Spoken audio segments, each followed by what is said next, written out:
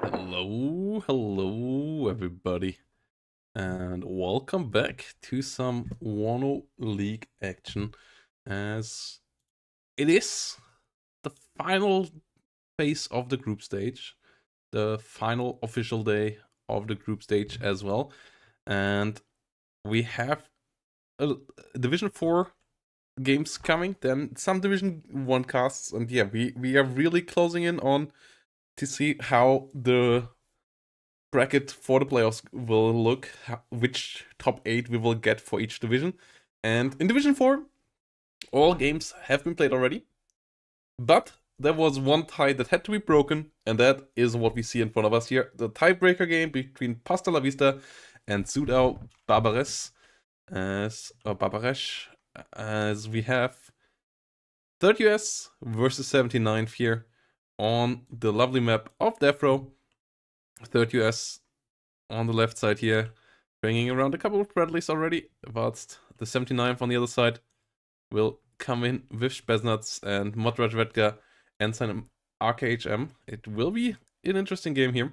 Both of these players already saved through to the playoffs, but this depends on who will make it as first spot in the group and who will make it as second spot in the group.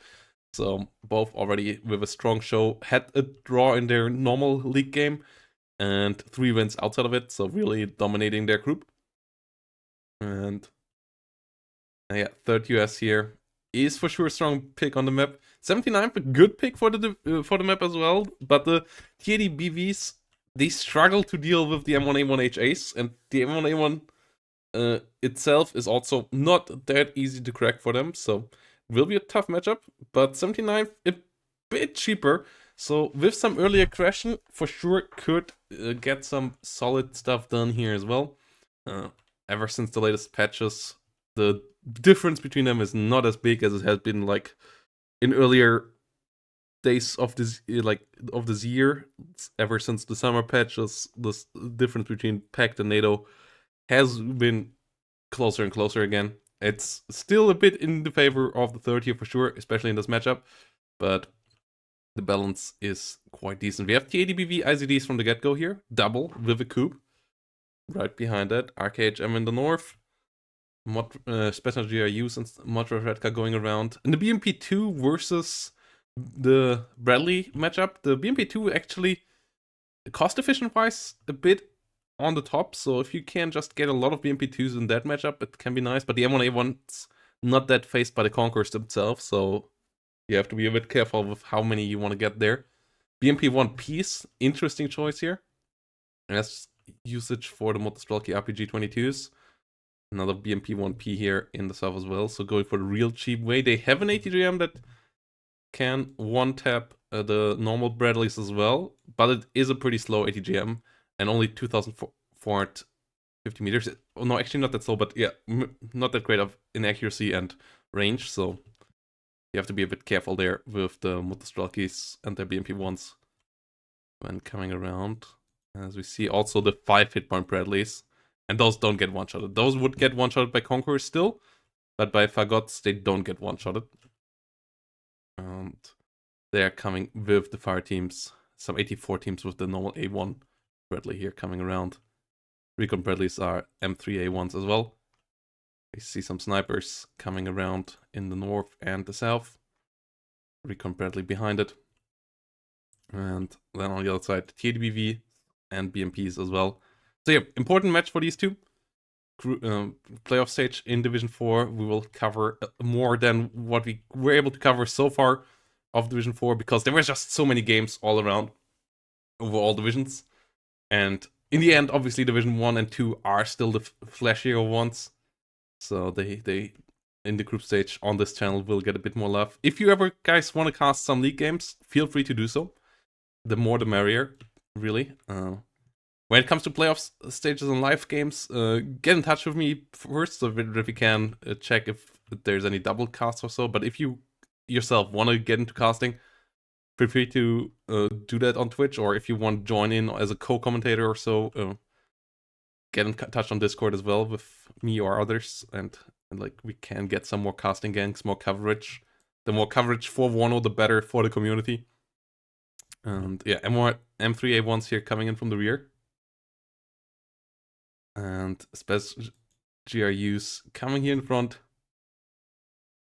Seeing most of everything there. Snipers in good positions as well, though. Modvedvedka coming up. And the big question is, what will the T80BVs in the middle here be able to do?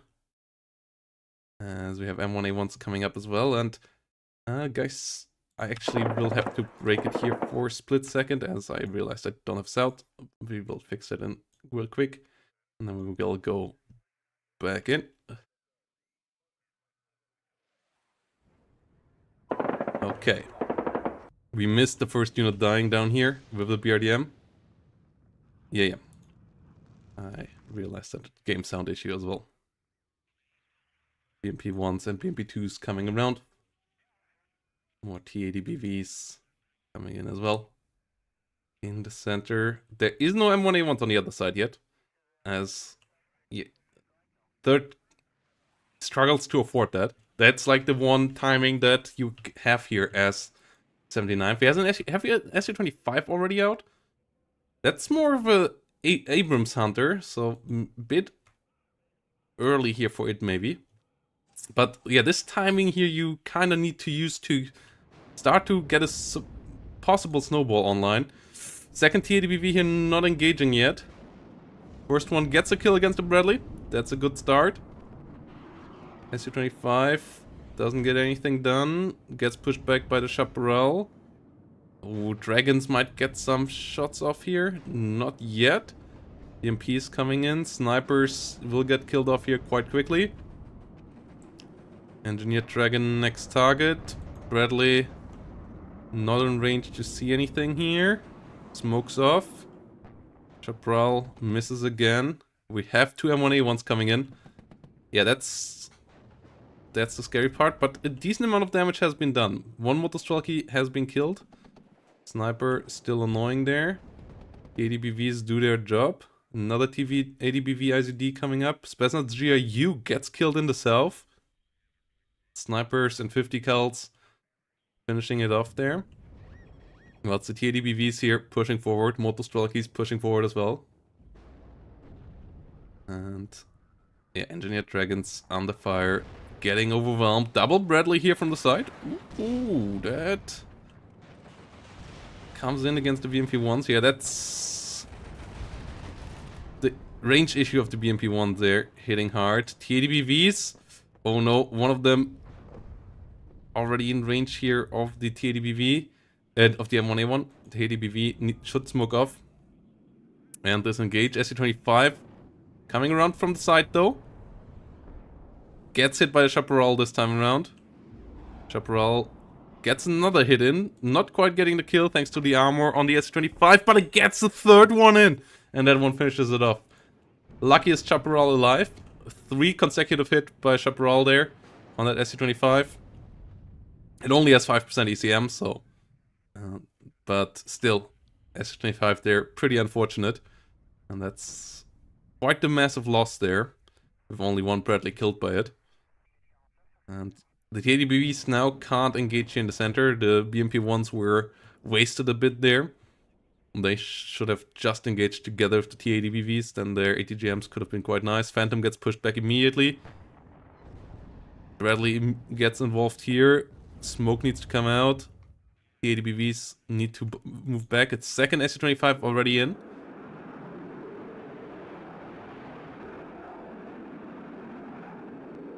Let's go. Coming in for the M1A1s. Ooh, SU-25 gets hit. Bradley still fighting here.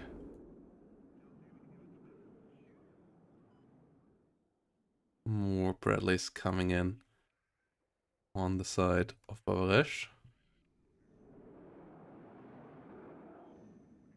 SU-25HE is a weird choice. I feel like more ground units are missing here right now for Pasta La Vista. I'm not a big fan of the investment into the SUs.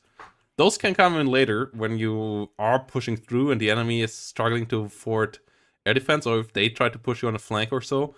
SU-25s are not a bad tool. I just think pushing the somewhat slight numerical advantage that you have early game is key, and if you then invest it into bombers and attack planes that don't affect the front line and that don't stay around on the front line, it is an issue. SU-25 finds the engineered dragons, but that's not paying off for itself. It's a cheap infantry unit, so it needs to do that a couple more times, and yeah, by now the numerical advantage is nearly gone, or it is gone already, with M1A1s on the ground and Bradley's coming around. BMP-1s in the south trying to push through. There is a Bradley here as well. Snipers can be beaten. And so can the 50 cal. The Bradley gets the kill there. Oh, that is unfortunate. Bradley getting involved here against the BMP-1 as well. Gets hit, but doesn't get killed. Snipers and 50 cal get killed. Important push here in the south. Have another Bradley coming in, another M1A1 rolling in. Next TDBV coming for the center. I'm really surprised by the BMP-1 over BMP-2 choice here. Like, some of them can be nice. And this one gets the kill against the Bradley, which is nice. It is playing somewhat decently into the numerical advantage part, but BMP-2s are the better ones for pushing, I feel like, as they can give better fire support. But BMP-1P is just a cheap, solid defensive unit, as it is nearly half the price of a BMP-2. Strelky is pushing in. No CV around here in the south that could capitalize on this push right now. And you want to get a tick as fast as possible here as Pasta La Vista, as you somehow are the lighter division. You are a tank division, but the 8th has the stronger late game with all the high tech over there. Well, it's 79th has only mid-tier technology outside of the TDBV IZD, which is pretty high tech as well. So they get outclassed there in the late game. V-24 VAT. Pretty solid helicopter there. Coming in to pushing in the south. Stinger's teams are around though. ADBV's slowly getting pushed back here in the middle now. And 1A1's pushing forward. Fire team on the fire. ATGM's flying. But the TOW2s hit really hard. 1M1A1 goes down. But so does the IZD, not smoking off in time. Motostrelky's going down. Both sides trading pretty equally here right now. Two Bradleys going down. This M1A1 gets hit by the heavy hitting Agona ATGM as well. And the Bradleys here now maybe overextending a bit. Fire team's already down. Bradley's trying to come around, but they could get shot up here quite easily as well. Ooh, the TDBV misses. And it doesn't smoke off. Oh, it should have smoked off there. Yeah, double hit by the TOW2 gets the kill. Unfortunate times there for Pasta. Pasta bringing up a BMP-1 CV to capture the south. Bradley's coming in on the other side already though. More BMP-2s coming in. TDBV coming in as well. Bradley's moving back. No, but against the M2A2 Bradley, you want to have the one-shotting BMP-2 that can one-shot it with the Conquerors. Plus, the Conquerors having the extra range and so on is pretty helpful as well there. And the 20 damage and the extra suppression and all. The autocannon is helpful against the infantry too. Like, if you wanted... The BMP-2 is a lot better at attacking than the BMP-1. Meanwhile, the BMP-1, cost-efficient-wise, is really solid on the defense.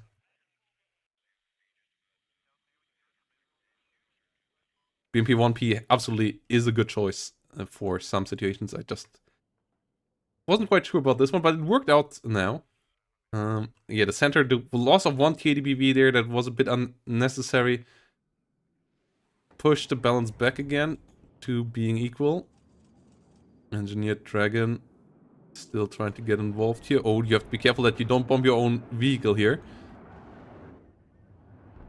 But the engineer is gonna go down. RKHM gets back into the zone. +2 here. BMP1. Okay. Moving around. Motostrelki is getting into the building. BMP slowly pushing forward. Getting involved against the fire teams. Slowly dealing damage as well. The Motostrelki versus fire team fights here will be interesting as well. Issue is 2 Bradleys again. Apache. ATGM coming around. That is quite the beast as well. With its long-range, hard-hitting Hellfire ATGMs. More TADBVs coming in for the center. We are going back to 4 again. Against helicopters. Currently only Coop AA, so nothing that is really anti-helicopter. 1 Igla in the south. BMP 1 KR coming in here now. One of the Bradleys going down. One of the BMP 1's going down. Second one goes down as well. Yeah, one of the Bradleys went down as well. M1A1 is now around here. Apache pushing forward. Issue is for Iglas that they need 3 hits to kill them. SU-25 gets an ATGM out. Does miss the shot though, and Stinger gets a hit already. Igla trying to get some shots off. +6 here in a second.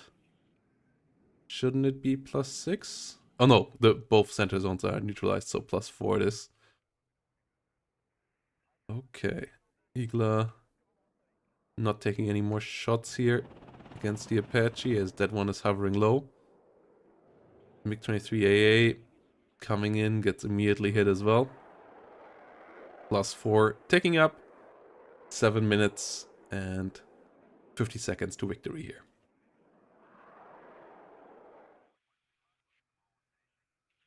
CV already on the way to contest this. Quadruple TAD in the north now. That can work. 1A1 over here might be spotted. It's close. It is not spotted. And that is really unhealthy for the TADBV. Immediately would need to smoke off. It's not smoking off. Ooh, it survives by moving its front armor around, but it needs to get out of there. Ah, losing a TADBV there, completely unnecessary. Really bad micro out of pasta. M1A1 gets smoked off, and you can't afford to lose your IZDs like that. Motostrelki's in the south getting pushed as well, and that is most likely soon the end of the tick here right now, unless the push in the north does achieve something. 50 cal truck goes down, but that is not worth that much. IZD and TDBV pushing around.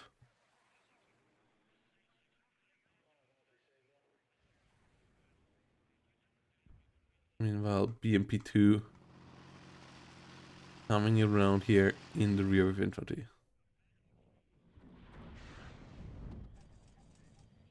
Oh no, TADBV is getting hit again.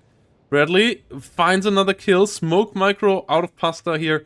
Not that great so far. And a lot better on the side of Barish here. So the Barish doing a decent job. Apache nearly going down. Oh, it gets out. The Igla currently not in position to finish it off. Igla should move up there. Igla is not moving up. Oh, the BMP2 barely not killing the Apache. Unfortunate times. North gets completely captured again, but a lot of casualties here on Pasta's side, and no finishing hits here yet. Oh, Igla does try to get the kill now. It does miss though. Does the Apache get another shot at the Igla? It will, but it will miss as the Bradley does scare too much. MiG-23 could come around to finish it off. We see Bradley's pushing towards the Motostrelkis. The 80s trying to come around to intercept. There is an M1A1 here moving around as well though. ATGMs flying around from all sides. One goes down. Second Bradley goes down as well. Good kills there. Important kills. BMP2 comes forward. +2 situation. Unfortunate times here against the Bradleys. And especially against the Apaches. ADBVs pushed back. More BMP2s coming out. A Me-24P with Cocons and a bit of ECM coming around for the south as well. And the Motostrelki RPG-22 getting hit here. The Motostrelki with the 7VL right behind that. Trying to get on target now. Will most likely find the kill. Oh, will even find the kill onto the Abrams. Oh, that is a great hit here down in the south. Ooh, taking away 2 expensive units there with the Bradley and the Abrams especially. And yeah, the Apache did land, so you won't find that right now. Me-24 VP could push forward as well. The Stinger here has been killed. I'm not sure if Pasta realized that though. Meanwhile, we see another setup here for a push in the north by the Americans. BMP-1P goes down. BMP-2 has to be careful there. 3 tanks pushing over the open. Will be in range quickly. BMP-2 needs to get out. 2 more BMP-2s coming around. They could get maybe some side kills off. The one over here could move in as well. Or some side shots. And then you could potentially fight this. More Conquerors coming in.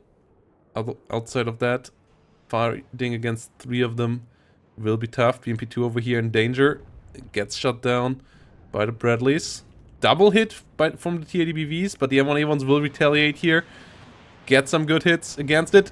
CV tank goes down. Oh, the Conquerors with the side shot. Really important kills here. Really, really important kills. SU-25 tries to get in again.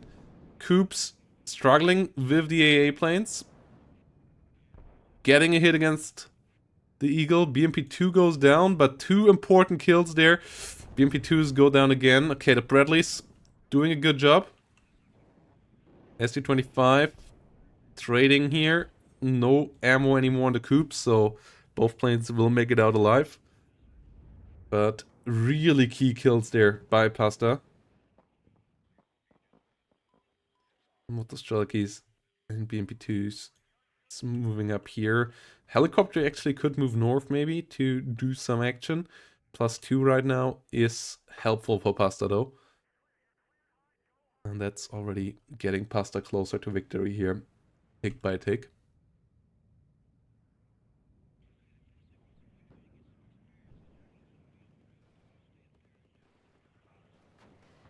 More Bradleys coming in. Chaparral actually getting killed over here.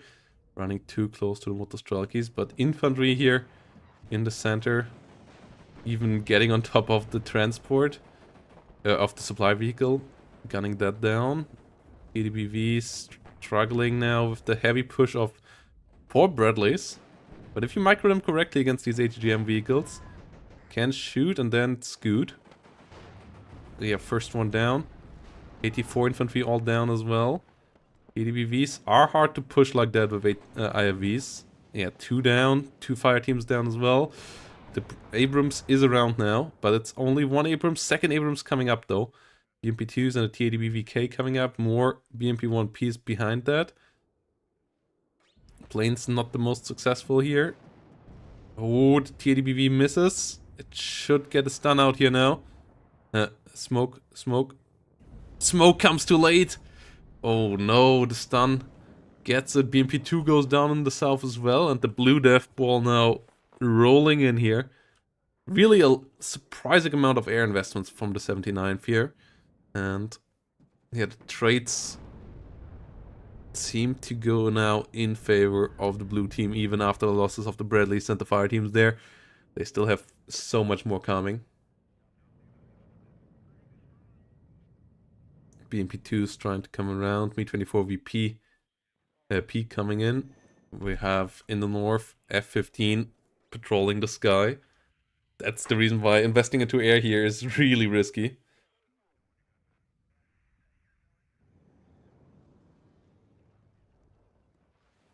And BMP-2 trying to come in here. Fireteam Dragon might be able to get a shot against the BMP-2 immediately. Not quite. Still a danger here.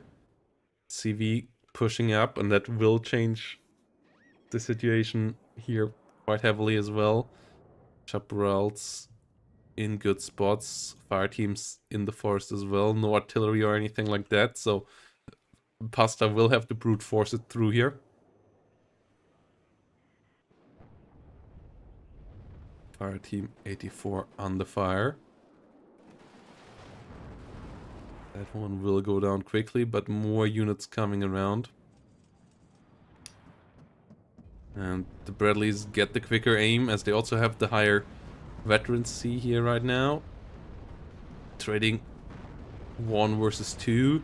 The other Bradley's getting gunned down though. Modvedvedka gets found a bit too early. And doesn't get an AT hit against the M1A1 here. The MP1P struggling to get some kills off here against the M1A1 most likely as well. Gets a hit, but the Falanga P is not really efficient. Its main gun can do 1 damage per hit as well, as it has heat shells. But it doesn't really do much against the M1A1s. At the same time though, Bradleys struggle similarly.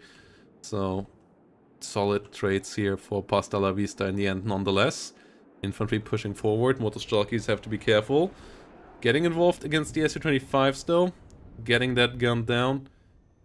And yeah, Chaparral's now going down, but they did their job. And we have another M1A1 already in. Another one coming up.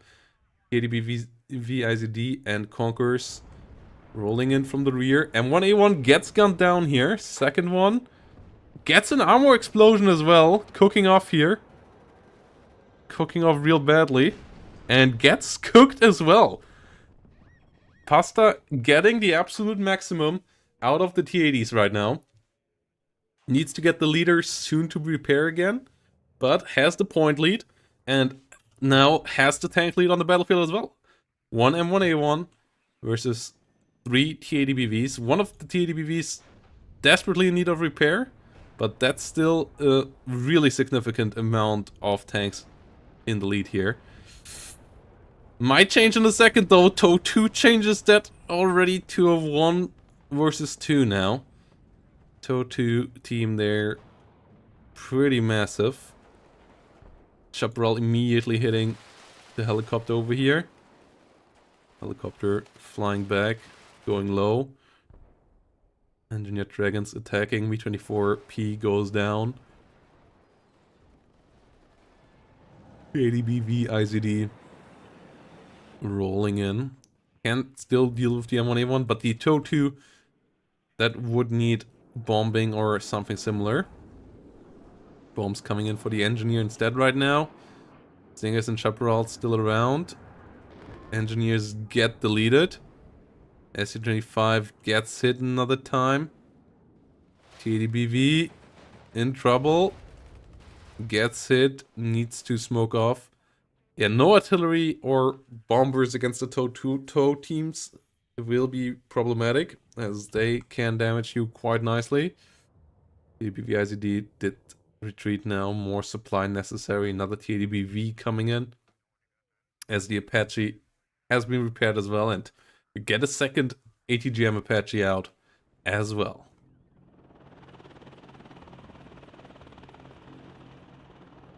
Motostrelki versus Fire Team. Good engagement here.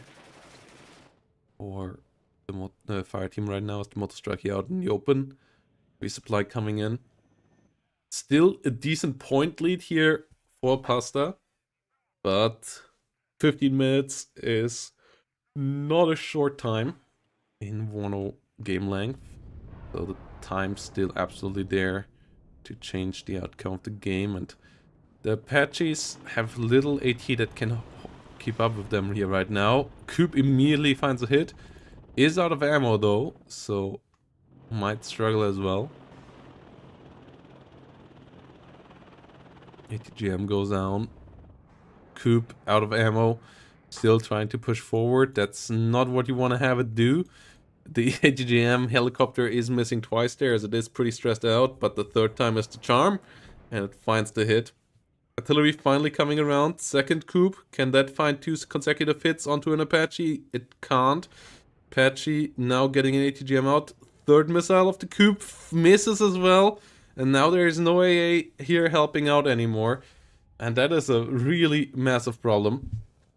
In the rear, we see Strela 10Ms coming up. Those would have been helpful a couple seconds ago. Bradley goes down.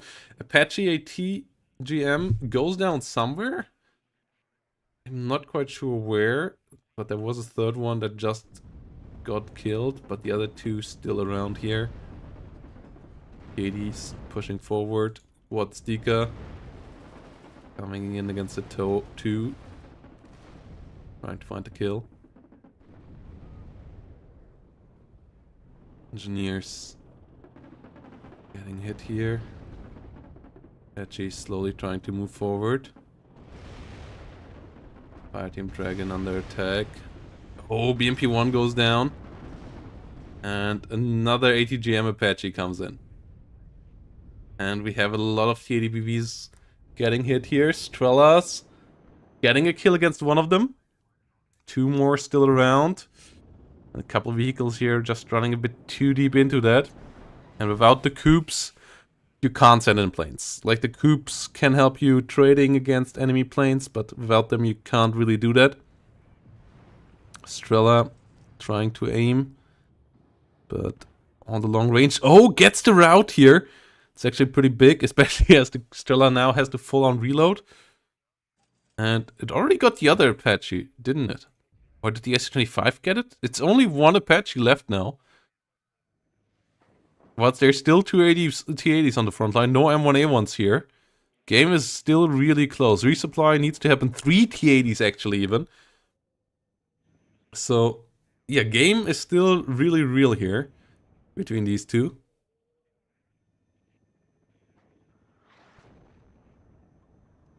Conquers in a good spot, trying to hit. +2 about to stop here. Oh no, still +2, but CV up here is in danger. Asta bringing in more MTLBs. The TOW2s did do decent damage so far, but yeah, the kills on the Apaches is big. The F-15s control the sky, but they don't really have any attack planes that are worthwhile bringing in the 3rd US, so you can't really abuse that sky dominance that easily with the division. So yeah, Bradleys and M1A1s it is, and M1A1s are solid but really expensive, and the Bradleys have been reduced in numbers constantly throughout the game here right now. Apache coming out again, hunting for the Conquerors. Strela 10Ms not in the spots where they need to be right now. That is a danger for the T-80BVs. They try to disengage. It finds the CV. It doesn't get the hit though. But this is real scary here right now for Pasta. Su-25AT trying to come in here. That's not a great anti-helicopter plane though. Especially not if the enemy still has Sharpies and fighters. So another plane here goes down. CV goes down as well. That tried to contest the region over here. And the +2 is continuously ticking up. Apache actually landed over here though and gets killed by the ATGM. Tried to dodge the Su-25 I guess, but that was a bit too much there. TADBV smoking off. Watsdika already aiming, and this looks pretty solid for Pasta right now.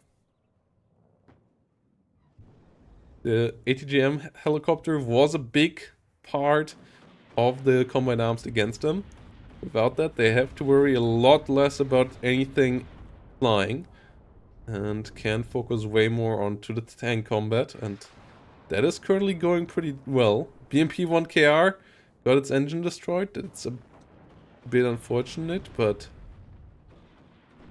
outside of that, the tanks could engage here. Don't want to do those so though, as TOW2s are the first couple of targets. +2 still around here. Whilst the M1A1s now roll in a decent amount of HGMs against the M1A1 there as well. CV moving around.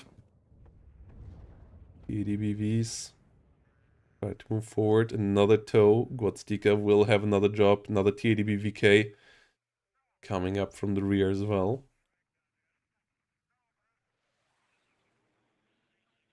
Motostrelki pushing forward. Too stressed out to find a hit here immediately with the RPG. Under fire by the M1A1 now as well. Might find the mud here in a second. Find the Chaparral already. Gets stunned down though. 50 cal fire from the north as well. So they might not find a hit at all. No, they do. Mud goes down. CV goes down. Tick will stop again. And that is real good for Pasta at this point. F15 gets hit once.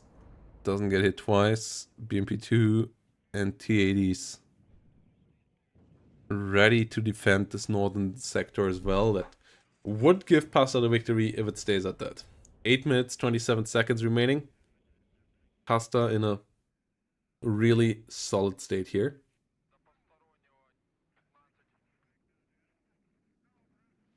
Toe 2 coming in. Cluster plane coming up as well.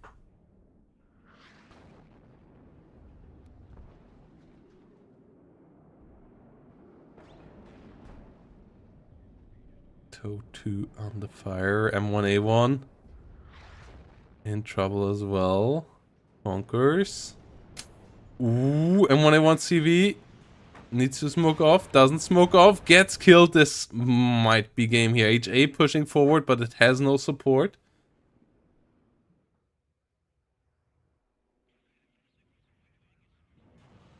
Bonkers trying to get some hit. GM's stressing it out. SU-24. And this is the better one. The 240.1 that actually does good damage when it hits. Just the issue with hitting, but yeah, it hits, it kills. And that's why it is a decent plane. Still not super reliable, but if it gets hit, it does its job. And we have a +2 returning here for Pasta. Third US on the ropes. HAs and M1A1s coming in, but the combined arms is a bit lackluster here right now. And 79th on the good way to victory here.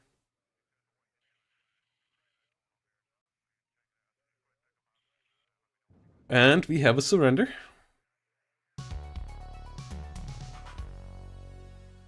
And Pasta does win this game.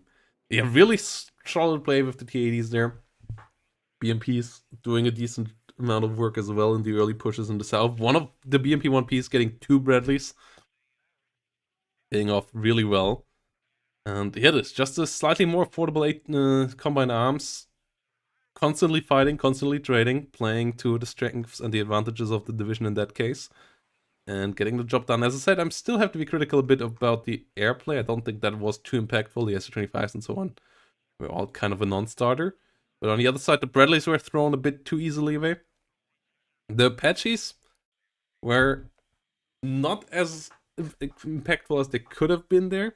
They did a decent amount of work, but they also all died. And in the end,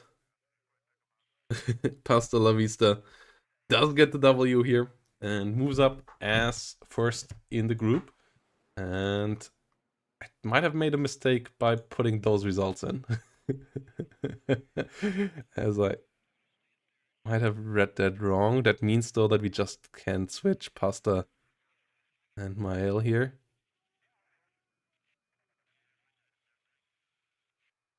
No, that didn't work at all.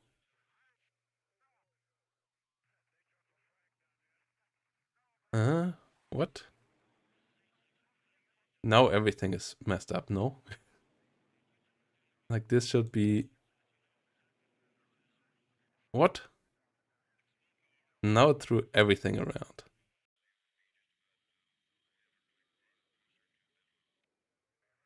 Goes... Huh? Sometimes this system...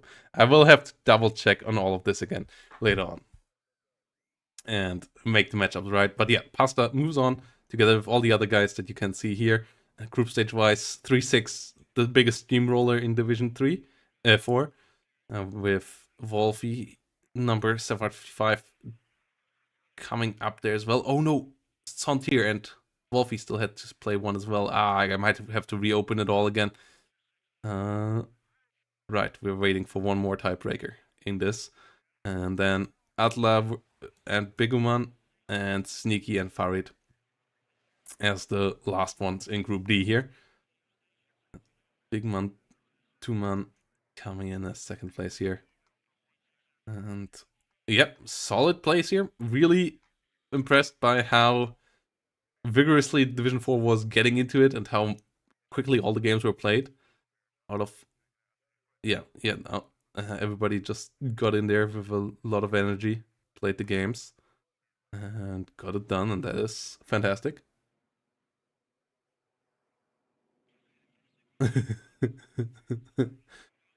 I mean, the Apaches did. This Apache did a lot of work. This Apache was fine, but there was 4 of them. So, yeah, half of this one did live up to its potential. The other 3 just didn't. Like, the other 3s are non-relevant. So, that's the issue. The other ones, yeah, down here, but with next to no kills. I mean, they are super expensive units, so they're not really broken. They just need to be used correctly because they otherwise don't pay off. And yeah, 1 kill doesn't pay off for them. They only kill 1 coup and then die. That's below what you need to get them out to pay off. And it's just, again, it's a strong unit with an Hellfire. It needs to be good to pay off. And hello there. The North Rock Ferex, Florida Moore. Thanks for the follows, guys. Much appreciated. And yeah, with that said, this is it for Division 4 now. Yeah, we're gonna get that tiebreaker between Sontier and who was it? Wolfie in, because yeah, they did a draw game lately, and they just need to get the tiebreaker in now as well. And then we gonna go over now into Division 1 action with the games that were requested by Reefed, with a bit of WSME action.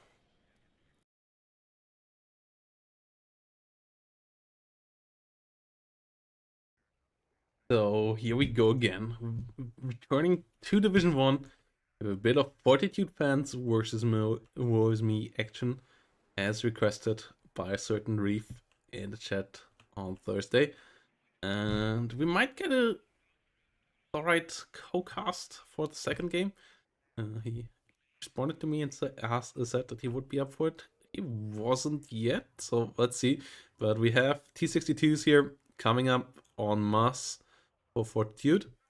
Meanwhile, Vo bringing in 35th.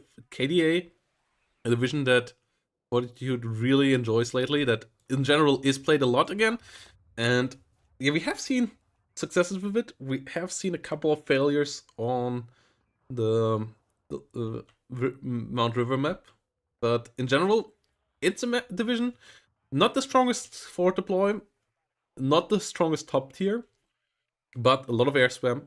T62s are surprisingly cost-efficient tanks, and a lot of infantry, really fantastic artillery, and a good AA network as well. So it still has a lot of bases. And yep, 3050 on the other side is obviously a really aggressive deck with a really strong forward deploy, no tanks whatsoever, and a decent air tap, but not a good AA tap, which against the air spammer that we know Fortitude Fans can be, and often is, can be critical and can be a problem.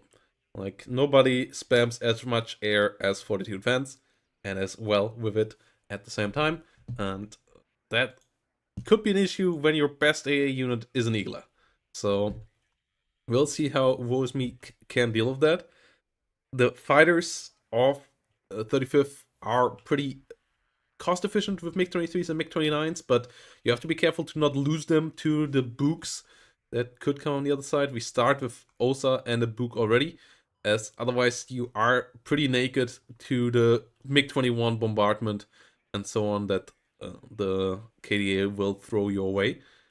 And yes, the T62s are a really interesting opener that we have seen a bit more lately in ranked. WSME has done similar openers. We saw a wooden box and co with similar openers as well lately, of just a big tank setup. It can work with the 5th Plane Day, for example, with AMXs and so on. The Germans with some Leos can do it as well. The 7th Panzer with T-72 is similar too. T-62s are pretty solid when it comes to their frontal armor. 14 is quite nice. Their penetration on the gun is decent. The ATGM is really good. They are pretty slow tanks though. And the rate of fire on the main gun is quite abysmal with 7 rounds per minute. So if they get stressed out and so on, it can be a problem. But they don't have to fight tank on tank fight here. They just have to eat ATGMs. And for that, against the Conqueror's ATGM, their 14 frontal armor versus 20 pen gives them decent survivability. And it will be interesting to see how WSME is playing around that. We see Dejans moving in here, Mi-24s coming in as well. The KDA using their forward deploy advantage here to get some extra points quickly. And yeah, a pretty classic Fortitude fans opener here. KDA and Aufklärer moving around. Zagots moving in the rear, Osas and Books coming up as well. SPG-9s will move into the church here. Yeah, I'm quite happy to see that KDA is getting played again a good bit. Their chunky infantry is still pretty solid as well, even though it got nerfed a good couple of times. And yeah, we're gonna see what it can bring. More T-62s it is, so Fortitude fans just wants to flood the field here against WoW.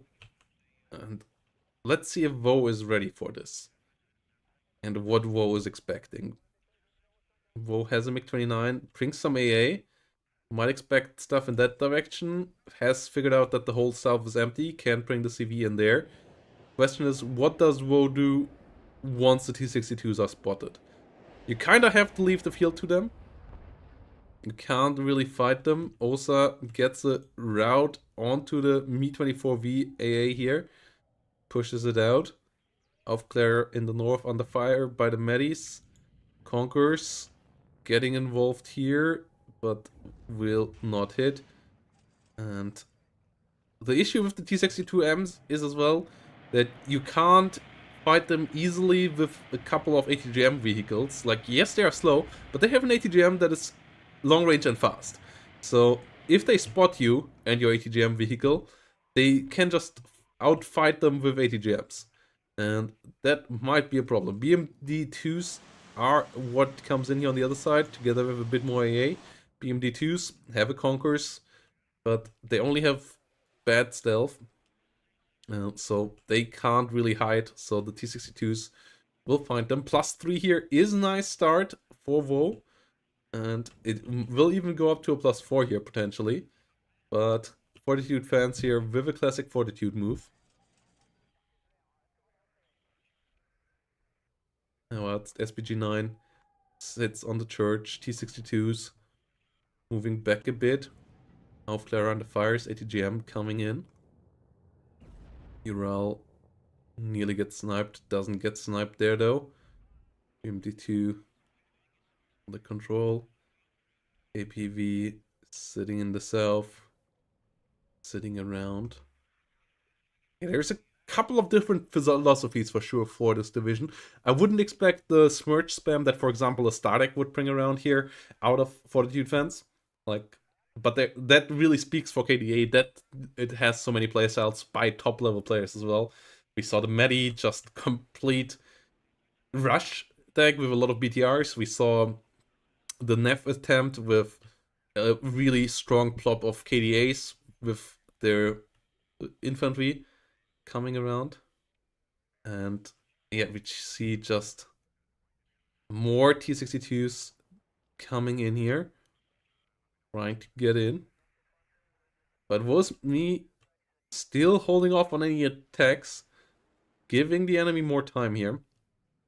What I kind of would like to see from Fortitude still holding up, what I kind of would like to see from WoW is a relatively strong AA helicopter that you can use to kind of fight at a standoff range.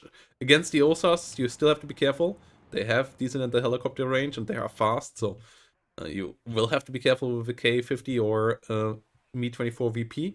But they can be really helpful against the T-62s because the T-62s can't shoot at those. We see a 57mm AA gun here as well. Conquers. That's the exact issue that I was talking about. Your ATGM vehicles will just get shot. And now the T-62 death ball is moving forward here. Dejan Medis getting a hit in. Hey, Jacob! Thanks for the Twitch Prime. Hope you're doing well. Mi-24V Rocket ATGM. Coming in here as well. Trying to get some hits. The core only 19 damage, so doesn't deal massive damage. It still can push it back to T-62s, and if it can get a side shot, it's doing well. But if it gets hit here like that, that is not great. LGB Bomber is risky. Will find the kill into the OSA, but will get shot down. That's not a great trade. It saves the helicopter at least. Helicopter needs to get the hell out of here now. The OSA is dead, but the Book and the 57mm are still a danger. BMD-2's coming around. And the T-62 death ball is marching forward. BMD-2's under a lot of fire. Missiles flying into all directions. Creds disengaging.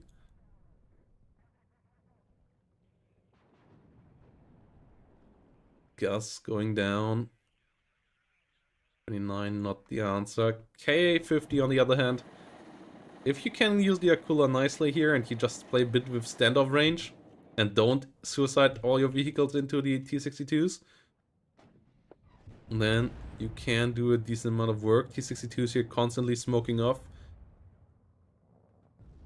So the units against them have an issue. D-44 there. Trying to get a kill. KDA Schützen will unload. T-62s plus KDA Schützen. The blob is real.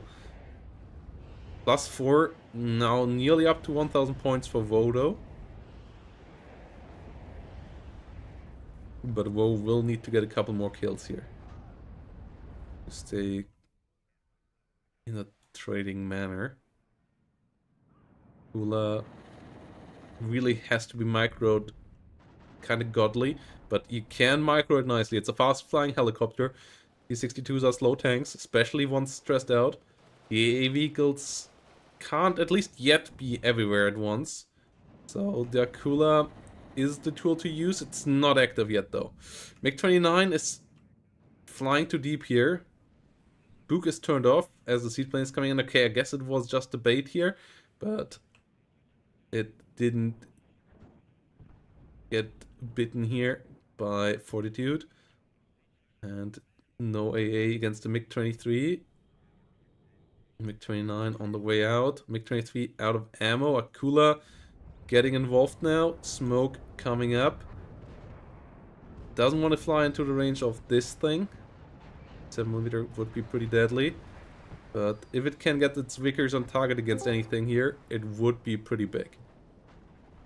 It would be pretty big. KDA Schützen moving forward. Dejan Nikki trying to get in here to get that killed. Who double hunt onto the Akula.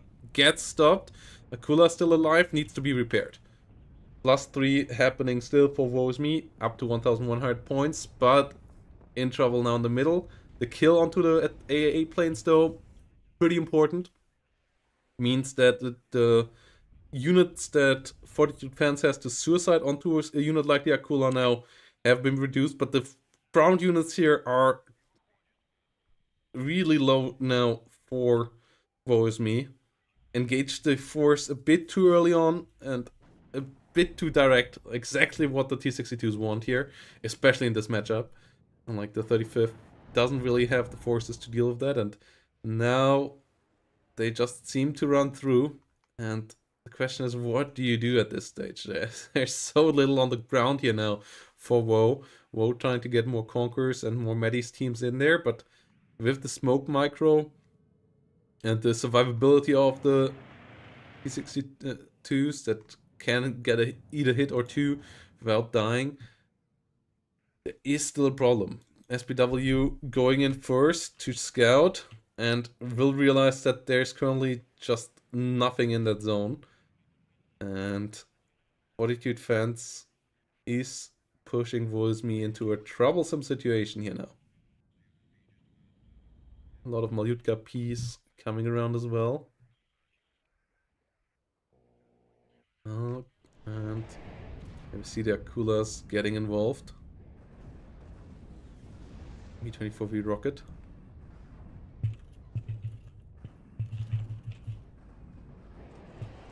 Akula taking the fight here. They are not engaging directly against the AA unit though. Oh no, the 57mm actually gets one. Gets two. This is a disaster. This is exactly what WoW doesn't want to happen. It happens right there. This might be game. Yeah, Akula down. The T62 plop might just do it here now. T62 plop is unleashed and pushing forward.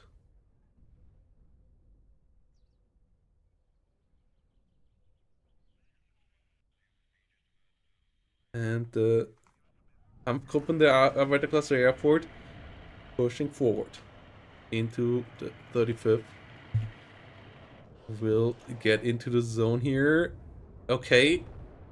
AT plane does get a good job done there. Stopping the CV. But another helicopter dying to this 57mm. And this thing has less range than the helicopters. But it deals a lot of damage when it hits. It stuns them down quite quickly as well, and yeah, the 57 pushing forward. More BMPs and Dejanikis trying to come in here. More ATGMs trying to come around. But the T62s, if they stay in that plop, the plop is hard to beat with these ATGMs, like we saw that earlier. They just push into there, smoke them off, attack, and just shoot them down.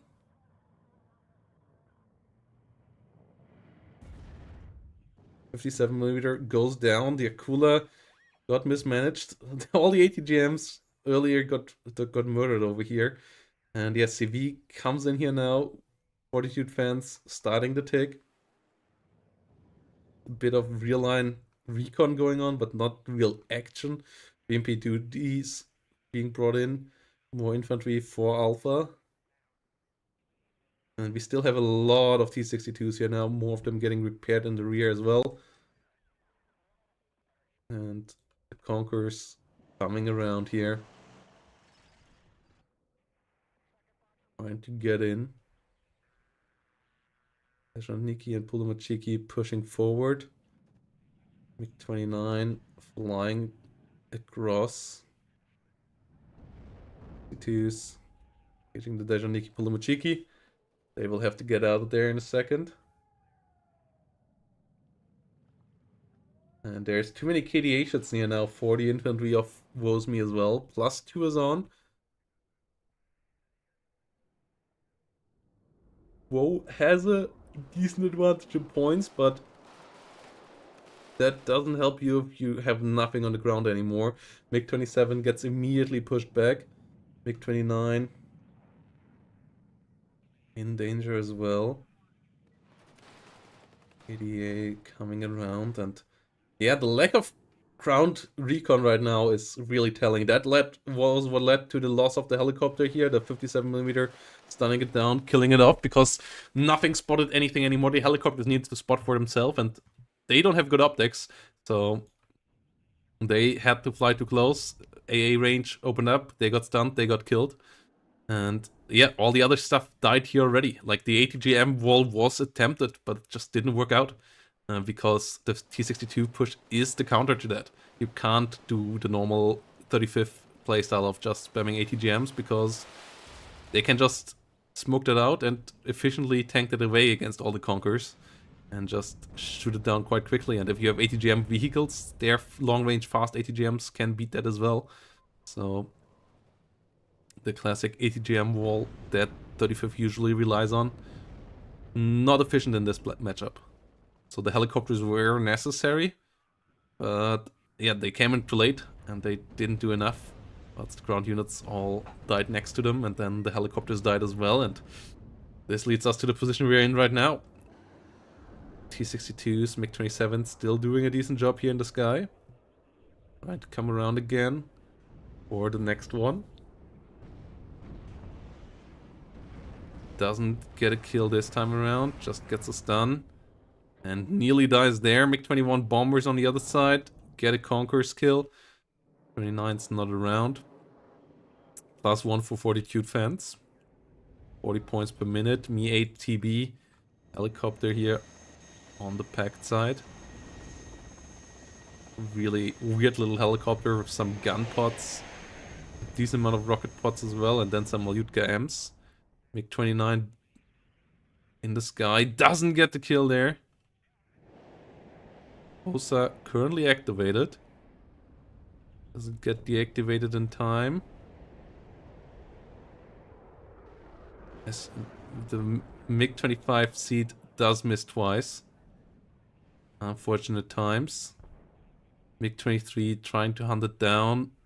MiG-29 there can't defend itself. MiG-25 missing with another seat. Gets the last one in and gets a kill there on an OSA. Helpful kill, but not really changing it right now. Thessaloniki Medis on the flank. Conquerors over here getting overrun by a single four-man squad of infantry. Just pushing up. The BTRD robot has to pick it up again. GM trying to come around. BTRD robot has a single PKT, so that can kill these guys. Yeah, Conquerors could jump back in, then it couldn't be attacked anymore. 24K got attacked by the 57mm AA once more. Dajaniki Plumachiki trying to fight this off here against the KDA Schützen. The KDA Schützen heavily stressed out, so they don't deal that much damage on this range right now. But they at least are upvetted once. And more supply here for WoW would be nice. More infantry coming up. More gas supply coming in as well.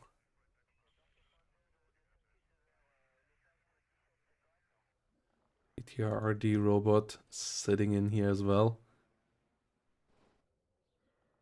Robot trying to move around.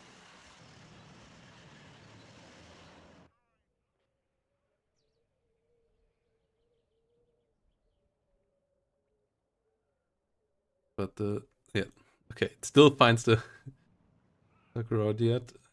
+1 might be still enough for WoW even to win this. It's only 40 points per minute. So WoW, with the current situation, with this foothold still in it, still has some planes. Got a couple of kills onto some T-62s lately. And his infantry beats the KDA Schützen right now. So WoW's push and WoW's shock moment, the shock moment of Fortitude fans is over. And WoW slowly, potentially grinding back in here. Pioneers engaging Dejan Pulmachiki. The triple PKMs here doing a decent job though. Nearly finishing the Pioneers off. Supply trucks on the way to reinforce the units that already got damaged. But Snuts coming up. And if the MiG-29 wave does hold, then WSME can protect that decently here as well. LGB coming in. Not really a target here. But yeah, WoW did stabilize decently. Sending in an LGB bomber with blind fire is never great. Sending in an LGB bomber with blind fire against an enemy that has a book is pretty suicidal. And yeah, it doesn't really set you up for success. Exactly what happened here. Absolutely wasted MiG-27K LGB there. Which is something that WoW still can't afford at all. MiG-29s need to come around. MiG-23's a lot weaker. And the MiG-29 turns around, gets a decent damage against the double ones. The second MiG-29 helping out its brother in there, getting one shot down. Though the second MiG-23 will get out. But at least the fighter killed here for WoW. And yeah, the infantry push here is scary. What the issue that could come in hand though is that KDA has a fantastic artillery tab though, and could just melt such concentration of infantry with that. So far, no artillery on the field for Fortitude though, outside of a couple of mortars, and those are 82mm mortars, good for smoking, not amazing for dealing damage. What we have instead though is the T-62 ball moving again, and it's moving in the north, and it's moving for the rear zone. We only have a Mi-24K there right now. We have two 57mm AA pieces again. And yeah, that's the right move right now for Fortitude fans for sure. As Vo has no protection up north here against us right now. Outside of a couple of conquerors in the forest. The second Akula coming around. MiG-27 pushed back again. No seaplane right now here for trying to interfere with the Buk whilst having the AT plane around. And yeah, the T-62s are a problem. Are a bit out in the open on their own right now. Popping smoke. A couple too many at once here. Might have been nearly all of them at once. That could leave them open there. Popping smoke for Mi-24K with some rockets on you, that's not worthwhile at all. And yeah, that might set up the Akula for some successes here. The shark is hunting.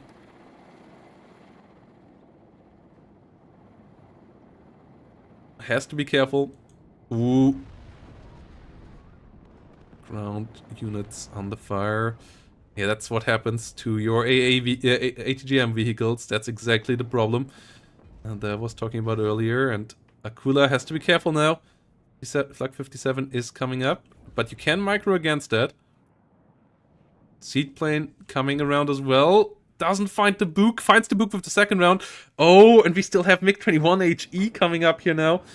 Ah, the Akula might just get shut down by some HE planes here suiciding on top of it.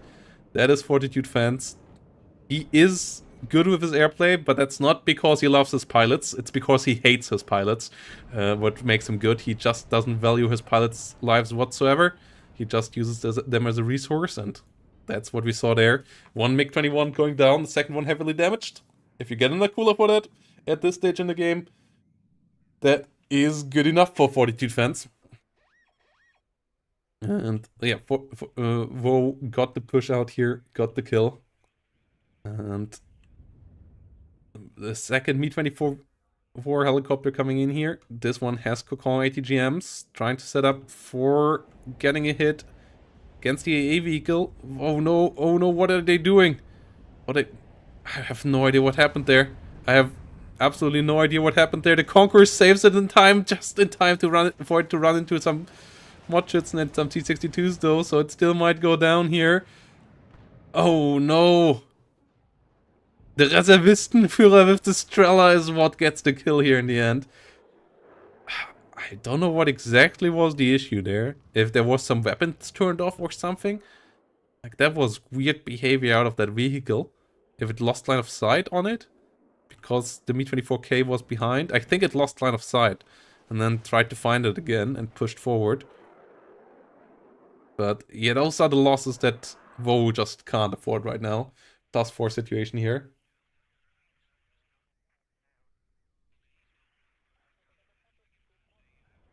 MiG-27 AT coming around. The Buk is down.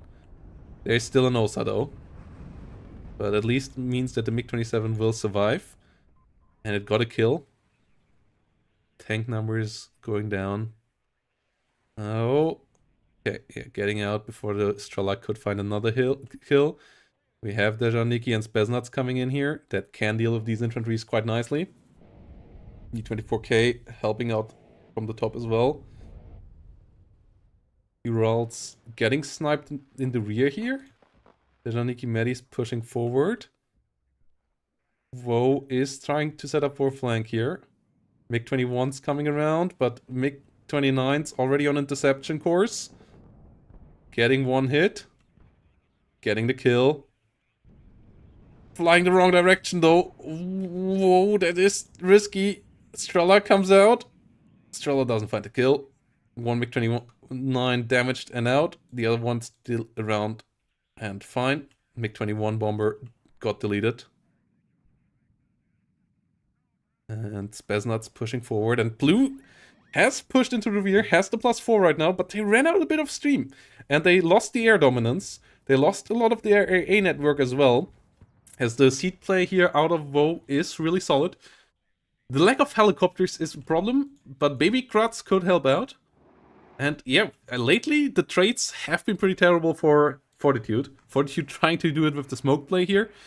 Dejan Niki BMD still seeing the KDA leader though. KDA leader not running into the right smoke right now. And that is another wasted unit here. Another wasted CV especially. Which point-wise, not that is important, but availability-wise, you might run out of them quite quickly. Spesnuts also will delete anything here in the forest. So that could be a problem as well. Dejan Niki Medis and so on around. This Dejan Niki could set up for some rear line action as well. Fortitude is setting up for some rear defenses here for real though.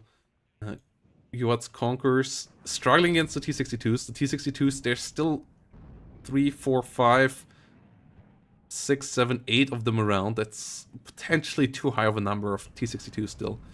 And yeah, this is the issue. This is why you can't use ATGM vehicles against them. Like, they just get bullied. Baby Kratz and so on can be nice. Dejan Belojor will try to stop the +4. Kratz could come around. The planes of WoW will be playing a super big role. Those ATGM planes and so on. Which is a fitting theme because of the YouTube video I just did today, guys. Another tier list video is out for everybody who hasn't noticed about ATGM planes, or AT planes in general, including the cluster ones. So, yeah. If you wonder what to do after the stream, check out that video. And yeah, there's a Niki's pushing forward here. Spetsnaz coming up. Conquers trying to move around. All the T-62s moving in here.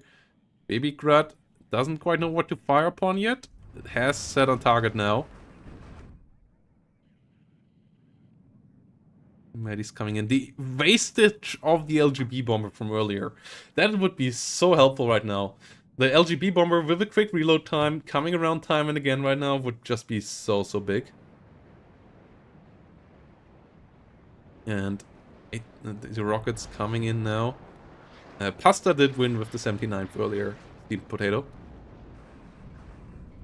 Conquers coming in here. Gets a route. More ATGM vehicles coming in. The infantry here still struggling with so many T-62s around though. MiG-21 bomber going down. One MiG-29 getting shut down though as we have a second Book. Dejaniki Medis just bullying a bit in the rear here.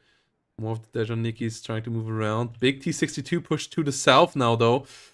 Fortitude Fence is putting the pedal to the metal. Rat's currently not getting reloaded. Conqueror's vehicle trying to move around. And yet dealing with this T-62s is a problem. The MVs pretty solid. These ones even cheaper, but without ATGMs.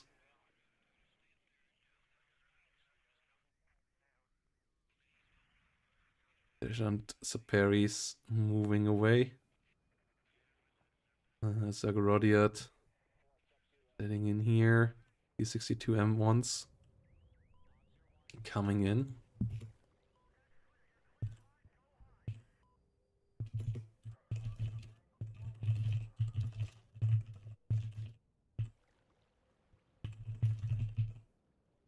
And yeah, KDA pushing forward. T-62s coming in here to finish the fight down here in the south.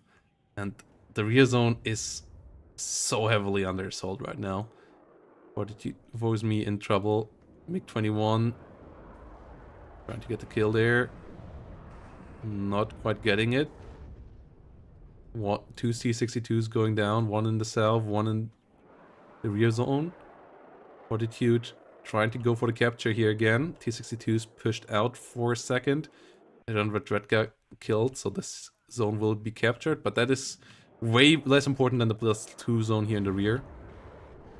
MiG-27 AT trying to go in for the Mi-8 TB. Not quite finding the kill there, though. The MiG-27 AT is not something that you can use for running down a cheap helicopter. This is what you need to kill for the T-62s. But it doesn't quite work out. Conquerors trying to move in. Bellajor. Oh, and the MiG-21 BIS swarm comes in again. And there is no AA now, because the MiG-29s have been used up already. And these guys can fly back behind the shield of the insanely long-range Buk air defenses. And just chill out there. This T-62 swarmed strategy working out quite nicely here right now. Mi-24K trying to push up a bit. KDA Schützen with the worst AT weapon in the game, the RPG-2, with only 10 damage and 500 meter range and bad accuracy. Might get the kill here and finish it off. And finish the game with it. Cluster kills the KDA! No! The WSME movement actually works out. Su-22, the cluster killing the KDA guy. Another show of how little WSME is worrying about his units. Just worrying about success. Osa gets killed there. MiG-27 goes down on the way out though. And yeah, that is the second important AT plane here, and that ends the game here, I think. Fortitude fans getting really close to success here now. And finishing off the game, 36 seconds. EMD2s pushing up, Dejaniki, Saperi, Com moving up as well. We'll try to get into the zone. Cluster bomber trying to come in here. And yeah, WSME just bled a bit too much against the blob. Just fought it a bit too actively with too little of a force. And yep, that's game here. The T-62 madness of Fortitude fans winning the game. Fortitude fans, the old trickster, getting map number 1 here. Putting WSME here on the spot, as Wo really kind of needs the point there to get through to the playoff stage. So let's see what Wo can do in game number 2. We're gonna go into a short break, and then we're gonna be back with Fortitude fans versus WSME game number 2, and we're gonna be joined by Chloride for that one. So yeah, co-caster action activated.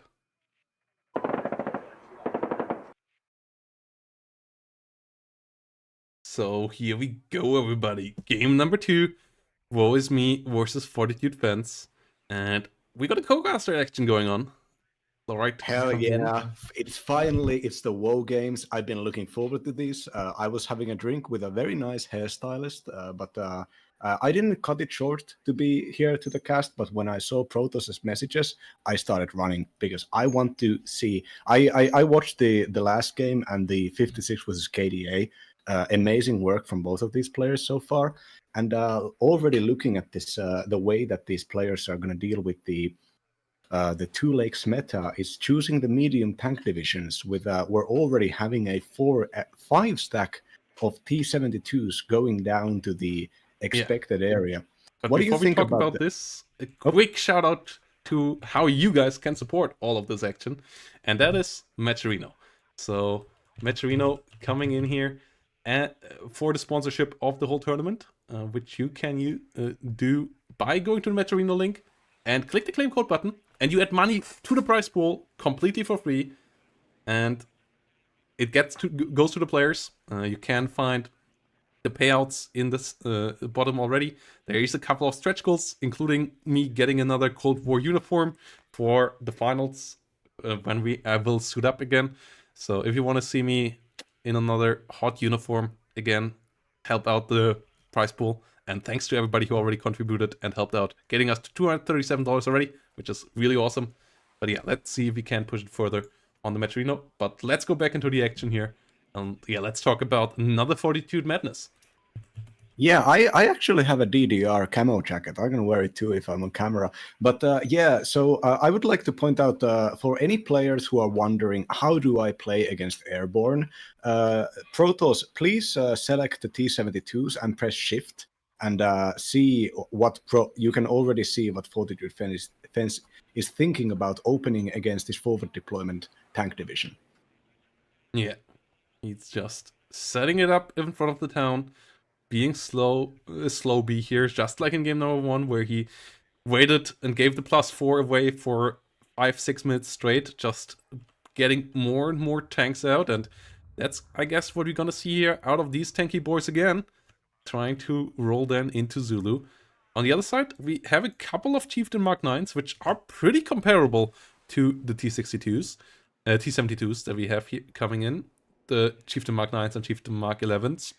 Mark 11s, I would say, a slight bit better. Chieftain Mark 9, a slight bit worse. 2,100 meter range on both of these tanks. But it's a lot of difference in frontal armor, with the accuracy being the same, penetration being the same as well, rate of fire being the same as well.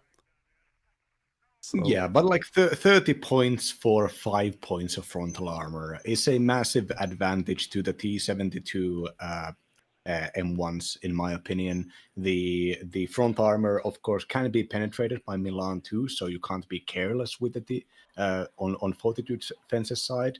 And if WoW plays this perfectly, in my opinion, WoW's tanks won't be engaging the T-72s that much. At least the chieftains won't be engaging. I believe there are way better tools in first armor to deal with the T-72s than the chieftains. yeah, so the para, relatively low para deployment, because you don't need that much to beat whatever the East Germans can push up and forward, and just like taking advantage of your advantage in forward deployment is enough. You don't have to push it too far. So woe is me here, only with a couple of forward deploy units, but they will grab a lot of land. Just like the British settlers did in America kind of move here, just grabbing as much as possible. British colonialism all over again here, out of first UK. Just in central Germany this time around. And chieftains and javelins and tracked rapiers moving around. And here we go. The T-72 plop is on the way. Let's see if Woe Is Me can hold on against it this time around. Yeah, I mean, looking at this, there's two Terriers Para with the Carl Gustavs. One of them is deploying in a position that is basically suicide. Two of them will likely be able to fight off the Spezialaufklärer, which is a special forces squad with better weapons. But the single Para Rover Milan, supported by a single chieftain, if Fortitude Fence wants to push the town on Zulu, especially with their elite veterancy, I don't think there's really anything here to stop it. Of course, I think WoW's investment of 2 tanks and track rapier up north, I think, speaks of wanting to push the back point of X-Ray. I think WoW might be counterplaying the expected all-in that happens on the southern lane, and but WoW really needs to probably invest heavy into air or fast, rapid deployed ATGMs to cover against this tank attack. Yeah, but unlike the T-62s, the T-72s don't have ATGMs launched out of their barrel. So they can't hunt down ATGM vehicles as easily as we saw with T-62s last time. They are more vulnerable to these Milan 2 vehicles that we see from the south. So yeah, heavy smoke deployment is coming out immediately here out of Fortitude Fence. Whilst the Chieftain Mark 9s and Co. now need to be careful. You don't want to be caught out with a single tank against that. Challenger Mark 3 already on the battlefield. That one is really good in this matchup. It has the extra range, it has the extra rate of fire, it has the extra pen, and the extra frontal armor, outclassing the T-72s in kind of all directions. But it is obviously also more expensive, and you still want to keep it on range and not in the close range fights. Yeah, and the fact that these T-72s have both autoloaders as well as elite veterancy, which means that when it comes to sustained fights, the Challenger can't take sustained fights. It's just going to get routed. The first reinforcement for Fortitude Fence are the infantry that is lacking in the opener here, and the Challenger won't be able to do anything against that infantry. The SAS Patrol and the Terriers Para can fight off infantry. Oh, they get a nice side shot on the T-72 with their long-range Carl Gustav weapon, and trying to get a second hit here, and missing it, bringing significant damage to the infantry squad. But yeah, the problem here for WoW is that there is a dual threat of both armored and infantry variety. Is WoW going to buy more infantry squads to fight off the Pioneers and the Motorschützen, which are good units with the Resolute trait, which gives them just a little bit extra stress resistance? Or is WoW going? Well, WoW is buying a Tornado HE and immediately trying to strike off the infantry attack to buy themselves more time. Oops, coming in, missing both first shots. Motorstrelky's one Motorschützen going down, the others escaping. The Coops missing 2 consecutive shots as well. Chieftain Mark 9 in the north though gets hit by Conqueror. Second one gets killed off as well. The Para leaders most likely will go in and capture the point, but 2 tanks already lost. Nothing but an HGM here. Tractor up here. Has to be careful there. If that gets lost, and it gets down, the CV won't survive there for long either. MiG-21 HE already coming in. Oh, this is devastating for WoW, losing all units to a Conquerors and a MiG-21 bomber there. The northern push completely decimated there. Devastating losses for WoW. And yeah, the lack of recon there really showing. WoW tried to be quick, but the absolute minimum of forces for Fortitude holding, so WoW now needs a victory in the south. He has to hold on here to some extent. Has already 500 points advantage, but we saw last game that is not what Fortitude fans is all playing about. Fortitude fans is about crushing you, and he is on the way to doing that again. Yeah, WoW has managed to save the Para Rover Milan, but it only has 2 shots. So WoW is going to have to use these things very tactically to maybe get a free kill, or maybe even 2. When it comes to engaging the Special for Fortitude, the Spezialaufklärer is the only recon unit for these tanks, and it's a really good one. But a way for WoW to maybe slow down this armored attack would be to target and try to kill with air assets the recon units.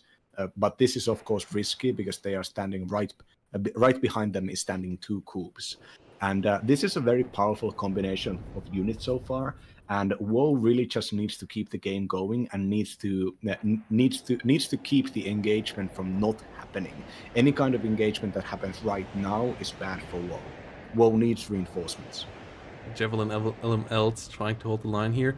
Yeah, a lot of tanks coming up. We see a Chieftain Mark 11 with 2 Chieftain Mark 9 setting up to help out. The Challenger Mark 3 here in the center is pretty key unit as well. Gets an SPW, but that's not an important kill. That's a T-72 frontal push here against the Para leader. Will get the zone under control. We have rifles with low 80s. Those low 80s with 20 pen are scary. And the +1 still happens. If the rear zone in the north would have been captured there by WoW, that would have been really big. But yeah, with the complete annihilation of that attempt, Fortitude fans can keep on just amassing a massive force here and can keep the snowball coming. And WoW will have to deal with that. So far, traits have been somewhat equal down here in the south, but WSME will have to keep getting more numbers up as well here. Javelin versus Me-24 not working out. Challenger pushing forward. At least this time around, WoW has heavy forces as well and heavy tanks, but those tanks need to be in the right spots at the right time. And the Challenger is already struggling with that. Tornado Seed gets a coup, gets out unscathed once more. High ECM there helping out against the coups. Tornado's fantastic. Seaplane coming around again. Coup this time turned off, but it goes for the helicopter hunt and it gets the Me-24Ds. Oh. Important kills here. 2 important kills done by the Tornado. Yeah, cool. Fortitude Fence has been doing the pro move of always standard having their radar AAPs turned off and only turning them on when specifically necessary. This requires extra micro skill from the player, but if you can actually keep doing that, that's great. Challenger Mark III getting a nice side shot on the T-72, putting it down on 1 health, and even getting a second shot out there before Fortitude recognizes this and runs off. The T-72s, really the way for the Challenger and the Rover Milan here is to try to play the play the field. Do a shot and then run back. Don't let the blob engage you. Just try to keep up a enough of a deterrence for the rest of the tanks to get there. Yeah, interesting smoke play out of Fortitude Fence here in the south, even though his tank setup is in the north of the town. Tick has been stopped by now, but Fortitude still with the 653 point advantage here. And he had the Chelly versus T-72 engagements. Already setting us up for the Norfolk ATG Army General campaigns, I guess. We will see a lot of these tanks around as well. Chieftains and T-72s popular up there with the Army of the Rhine, the Polish and the East German 9th Panzer. Aufklärer getting bombed here by another tornado run. Seaplane coming back from the rear. Coop did stay turned off, so it didn't get a catch there. But another Aufklärer got caught and another tornado coming out alive without any issues. And the T-72 is currently not active, and that every single second that allows WSME right now to set up more defensive units here is a nice second for WoW. Yeah, I'm looking at the recon ranges, the personal sites of the players, which Protoss can't do because unfortunately in the spectator view this would spoil the game for the viewers. But the smoke here is kind of counterintuitive because it's blocking the Spezialaufklärer of actually getting any recon out here. I think the lack of recon for Fortitude, the fact that WoWisMe managed to hold on to the bridgehead with infantry and thus prevent WoW from putting these recon units into perfect positions, I think that has actually been massive here. Because without this, if there had been proper recon to this tank blob could have maybe engaged already. And even though there are way more red units than blue right now, red has to keep attacking. And this allows blue the chance to use their the tanks are really slow. The British tanks are really slow. That's why everybody hates them, and that's why they're bad. But also, there's not that much ground here, and a slow tank blob is better at defense than a slow tank blob is at attacking. And the T-72s, also slow, 59 kph. You mentioned the future expansion T-72 divisions. We're also getting a Chieftain division. I don't know if that's ever going to be played or valid or even good, but we're getting a Chieftain division. It's probably going to be compensated with good British infantry. British infantry is really good in this game. Yeah, and we see a Rover CP getting bombed here by Fortitude. Fortitude not quite getting the kill, but yeah, exactly. Like, this is a Norfolk kind of engagement here. SPW under fire, and Fortitude fans going for the Hail Mary. Just saying, F it, I'm going north, but Scout Law 80s there, already ready. Missing with their Law 80 though, the first time around. Missing the second time around as well. That is really unfortunate, as the Law 80 is a solid AT weapon there. Gazelles and the whole Chieftain blob is following. Chieftain Mark 11 and the Milan 2 immediately bought for the north. Carl Gustavs and Law 80 scouts in the town rotating around as well. The scouts a bit caught out in the open there now, as the big infantry push is coming in. We have a seed plane coming with all of this. The AA weapons are turned off. The seed plus the cluster here right now would be massive, or even a HE. Tornado AA instead of this. That is for the Mi-24s. Has to set up the timing correctly so that the seed can help out. But yeah, the Tornado will hunt here in a second. MiG-23 AA coming out. Gets a hit against the Tornadoes. Tornado seed gets a hit against the MiG-23. Can't quite get the kill there. Might get in gun range. Ooh, Mauser not quite getting a Challenger, meanwhile getting killed off in the north. And none of the T-72s falling. That is a massive loss for WoWisMe here. Challenger Mark III, number 1 down. Second one is still here. Second one still can be a big deterrence. The Tornado Seed gets the kill onto a coup, so big losses on both sides here. Shilka being caught by the Siege plane as well. It's a bloody mess on both sides. Yeah, the for small mistakes, I think Fortitude used all of the 3 out of the 5 smokes, maybe all the rest of the smokes, in a single smoke against the tank blob. So currently, the T-72s need to get replenished by a resupply unit. Ooh, Otherwise, goes they down. can't use Cluster all Bomber. smoke again. Oh, the Cluster Bomber is so good. Gets one more. Gets damage on another one. Cluster Bomber plus Seed so well set up. The HE Bomber didn't quite follow on yet, but oh my goodness. WSME completely differently handling it compared to game number 1 this time around. And it's going real well. HE bombs dropping on target as well. Getting decent damage against infantry and tanks. MiG-21 gets out on the other side, but yeah, WSME is in a way better position compared to game number 1. Yeah, WoW's air usage has been amazing here.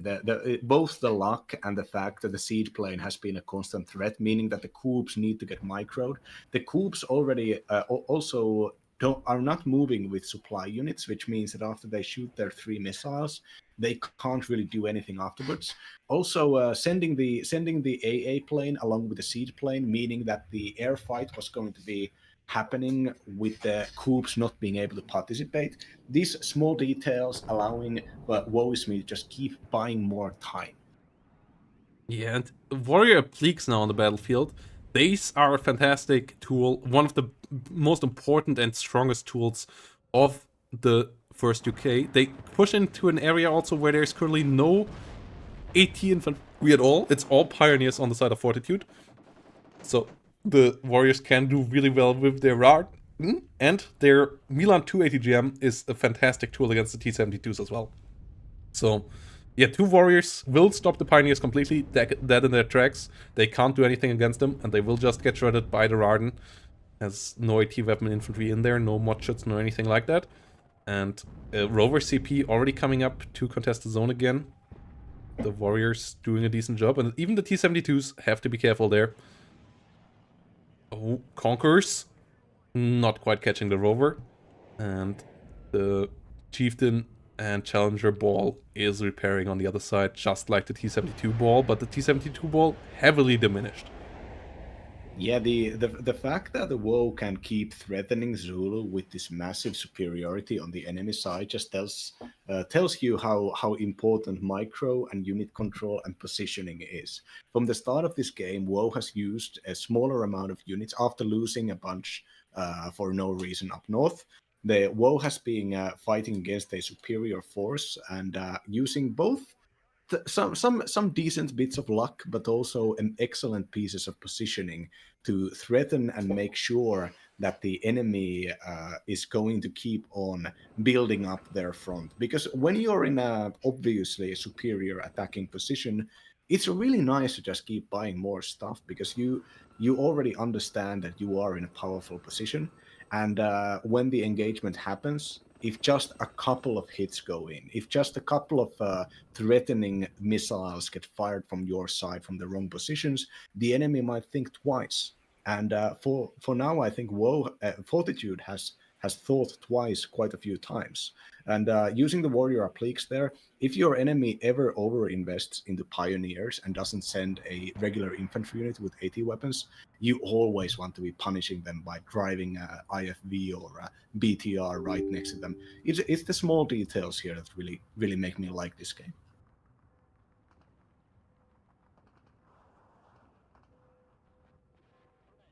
Pioneer Flam and Spitzel of Clearers coming around.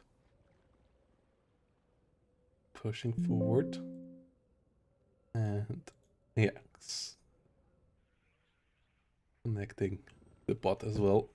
Now the bracket commands and so on should work. And the co-caster command does work out as well, guys. If any of you haven't followed Chlorid's channel yet, and I guess a couple of you haven't, go over there and follow Chlorid's Twitch channel. And yeah, right now the 7.6mm MGs holding the line nicely with the rifles. Fortitude finally got the whole zone back, but we have a 700 point advantage for WSME, and WSME has a solid force on board this time around. A solid reactive force that can deal with the armor of Fortitude. And one of the issues with the 7th Panzer currently is that if you play them on high veterancy on the T-72s, you run out of T-72s around the 25 to 30 minute mark, because their availability is not the greatest. Yeah, you really the reason why people play these things on low vet and en masse is because if you buy medium tanks at higher veterancy, the availability is going to be similar as like modern MBTs on low vet. And suddenly, if you don't use these things properly, the investment into the maximum veterancy might feel like you're just you're just limiting yourself with a lower amount of worse tanks. Now, against First UK, they're not necessarily worse tanks, even though the challengers do beat them, not even marginally. But the Challenger difference, even with Challenger Mark III, is nowhere near as big as the Abrams or the Level 2 difference. And yeah, more mortars coming in here, more Conquerors coming in as well. We have a couple more T-72s. It's up to 5 here now in the south again. 6 with the one that is in the far south. But on the other side, we already have 3 Chieftains, a Challenger on the battlefield as well, another Challenger Mark III. So the tank numbers are equal, and the quality is on the side of WSME, even with a couple of the Challengers being Mark 9s, the Chieftains being Mark III versions, and the Warrior Obliques being around. It will be troublesome for Fortitude to push here now. Yeah, this we're seeing the traditional and always functional concave formation being built here. Of course, when the enemy goes in through a point, you always want to be able to exploit those points, because the matter of fact is that tanks are easiest to be killed on the sides and from behind. But from behind is not possible, so you just really want to get the sides. And when the enemy has a bunch of different units, when they are blobbing like this, the ability to micro every single tank at every single point is also diminished. So any kind of any kind of flanking is the way that you should think about your defenses. Now, the Fortitude seems to be deciding on the southern coastline as the avenue of attack, but there are already rifle units as well as 2 warrior appliques and a Parmelan on the north side. So if these tanks manage to push and destroy all of the British units covering the lakeside, they will then have to engage front armor towards north, which will make them vulnerable to a strike from the reinforcement route. So even this engagement route, even if Fortitude thinks it's the safest, is not as safe as you would want. And 109s here getting involved nicely against the SPWs as well. And we have T-72s coming in here. Those are the ones that are in the original form, without smoke launchers, without better fire control systems, which are still not amazing on the upgraded ones, but a good bit better. So that means these have only 1,900 meter range. They still have good shells and good armor and the autoloader, but they need to get close to fight, and once they fight, they can't disengage because they don't have smoke. So this is setting up Fortitude for an all-in push, and we have a lot of airplanes coming in here.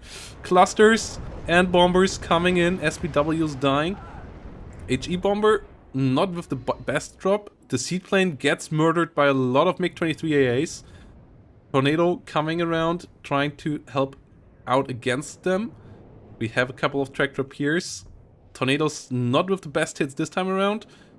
The MiG-23's pretty low on ammo though, flying over a lot of tractor piers and javelins and being put to the slaughter. Yeah, 3 MiG-23s going down. The Tornado's still in the sky thanks to superior ECM stats and superior missiles as well. MiG-23 is running out of missiles quite quickly as well. A couple of Warrior Pleaks going down now on the ground as the smoke plus T-72 push is coming out, but the Chieftain Challenger combo on the other side is going to face them. And there is flanking potential here as well. I'm not so certain about this push. Even the Law 80 is in range here. Oh, T-72 leader immediately gets hit heavily. And that was a good exchange so far for Vo. Yeah, this the chieftain and the 2 Law 80 units on the tree line here. These are massive. Now we're seeing the chieftain taking a shot and missing, and not actually firing, but taking a shot against the leader though. And but yeah, the fact that these Law 80s, even though the Law 80 in real life is not a disposable launcher, as far as I understand, in this game it is modeled as a disposable launcher, which means that it has the rate of fire, double the rate of fire than a standard reloadable AT launcher, such as the Carl Gustav or the RPG-7. And this means that these 20 penetration rounds at 750 meters fire really fast. And if these things get to fire, that can be multiple tanks just done immediately. The smoke wave here is. Oh, MiG-23 ATs? Not finding anything. One goes down, second one will get shut down. These ones are the one with the low accuracy ATGMs, so you can't rely on them getting kills. They are long range, so you can push for kills with them usually quite nicely, and you can push the enemy back with them, but on the offense, they're not the greatest. MiG-21 HEs being spammed out here as well to get rid of the Law 80s on the flank. They do that job, but T-72s already got hit. Cluster Bomber coming in for a really good run as well. Getting another T-72 killed here. Getting stun and damage on another one. T-72 leader there, barely getting out. And the MiG-21s flying around again, setting themselves up for failure. Another one going down, and I think Vo is currently doing it. Yeah, so far the smoke engagements, I understand that the Cluster Bomber with a double kill. Two chieftains going down, the Challenger's routed, the second chieftain routed as well. And with that little air attack, from 1 second to another, there's only currently one chieftain in action. The Challenger pushed back. The Warriors helping out though, a Milan 2 on the building and another Challenger. That was a devastating airstrike there, but it did cost a Fortitude dearly, and Fortitude doesn't have the T-72 force anymore to push on. Yeah, and Fortitude also doesn't have any more coups. There's very little anti-air here in general. It seems like maybe the expensive anti-air slots were replaced by the cheap air slots with the spamming of the fighters. But the fighters straightforwardly just lost the dogfight and above the track rapiers, which even though medium range did do some really nice damage. I understand the smoke play trying to get into a range in which all of your 5 tanks can fire at once, but well controlled, WoW could play the smoke to their advantage, knowing that they had the recon unit hidden, and this made it so that the smoke play never really manifested into kills. Already seeing Conquerors getting bought here. The reinforcements for Fortitude don't really speak of ability to keep this going. They're buying ATGM trucks and they're buying zero-bet Motorschützen with BMP-1s. Yeah, Arm 70 moving around. The BMP-1 Motorschützen, I feel like a couple more of those would have been really helpful with the earlier pushes instead of just more T-72s. A bit of a more mixed up group would have been nice, a more heterogeneous group instead of the homogeneous group of just a lot of T-72s. Homogeneous, yeah. SAS patrol pushing forward. Tornado coming in German it's homogen. That's why. I know. That's why I said it. Scouts sitting up in the north. Sitting out there. The M109, it did some damage here constantly. It didn't do massive work, but it is frustrating for Fortitude. The Arm 70 though, that still could do some stuff. It is firing on a position where there is nothing at right now though. It's just firing onto a hunch that a Milan 2 might be in there. I hope it's on return fire, so it won't fire immediately there. But nothing there yet. Milan 2 is on the way, but it's on the way into a different area for now. One of the silos already destroyed by the first salvo of the Arm 70. Actually, the second salvo. The first salvo killed a Milan 2, and then another Milan 2 was sent there. That Milan 2 managed to get a kill against the T-72, and then a second salvo finally destroyed the silo. Yeah. So this is, as far as attrition goes, so much ammunition and so many tanks are getting used and countered by these quite cheap, even the Para Milan 2s are quite cheap with their forward deployment increased price. Yeah, Tornado's coming in here with another bomber run. Getting a kill onto some infantry units. Fantastic. Job done. Tornado moving out. The British air support here really doing their job. The Tornado pilots. Getting the kill on the one Spezialaufklärer, and then the SAS patrol immediately opening fire with their sniper rifle against the second Spezialaufklärer. And here comes what is potentially the final push. We have a Tornado and HE and cluster coming in for it as well. Oh no, everything is lined up perfectly. I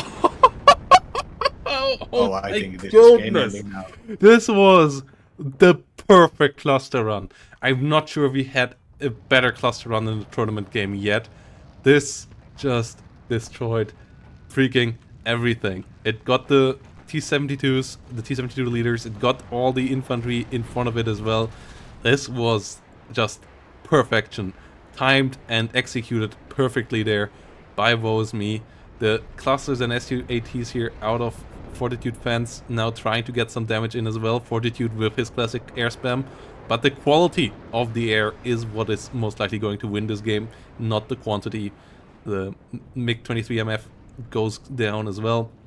More planes being shut down. Tornado AA here back to get their airspace back under control. We have a couple of coups again, but we have nothing in front of it anymore. Yeah, the troops, the reinforcements are once again zero with Motorschützen with BMP-1s, and meanwhile the forces near the northern town have gotten into firing range and are trying to get something done out there. Sending even more helicopters, actually. I think the helicopters might be able to do something if the tornadoes are incapable of fighting off the helicopters, which seems unlikely considering that the air defense is all down south. Yeah, they're already hunting it down now. MiG-24's here, one down, one damaged. MiG-23 HE gets murdered as well, and there we go, we have the surrender. WSME doing it here in style. The Tornadoes absolutely controlling the sky. Challengers doing a decent job on the ground, and WSME getting the draw on this one. Good games. Fantastic games somebody, here. I'm sorry, somebody in the ranked asked, what can he employ to spot the chest faster or on longer range? If you shut down your radar AA, such as the coups, you don't get their spotting capacity. So actually, I forgot to mention this while I talked about the microing the coups, but being so prepared for your enemy to send in seaplanes that you always keep your anti-air offline means that you also don't get to spot them and micro against them soon enough. And this can be compensated by having airplanes up, but not all planes have the same radar to spot them. The better planes, such as the Tornadoes, have a way better have a good radar, whereas planes like the MiG-23s have weaker radars. This was for you, Boki. Yeah, and yes. Tornado GR here, Coleman, absolute hero. He will get a couple of medals back in Britain once he arrives back in the airbase. 3 T-72s, Conquerors, Motorschützen, BMP-1s, MTLBs, all going down there and just completely shredding it. HE bombers helping a bit out as well, getting some good kills there too. The Challengers hold their front line. The Tornadoes did the pain after a solid early game start, playing to the advantages and the strengths of the first UK. Whilst on the other side here we have Conquerors and MiG-21 HEs coming around nicely. And yeah, T-72M here versus the Javelin and the armored rifles, doing a good job as well. And yeah, really well played here, getting the draw. Important point on the board for WSME. And yeah, that's it with this game. But we have another series coming your way, so don't you run. We have more games coming up for you. See you in a second.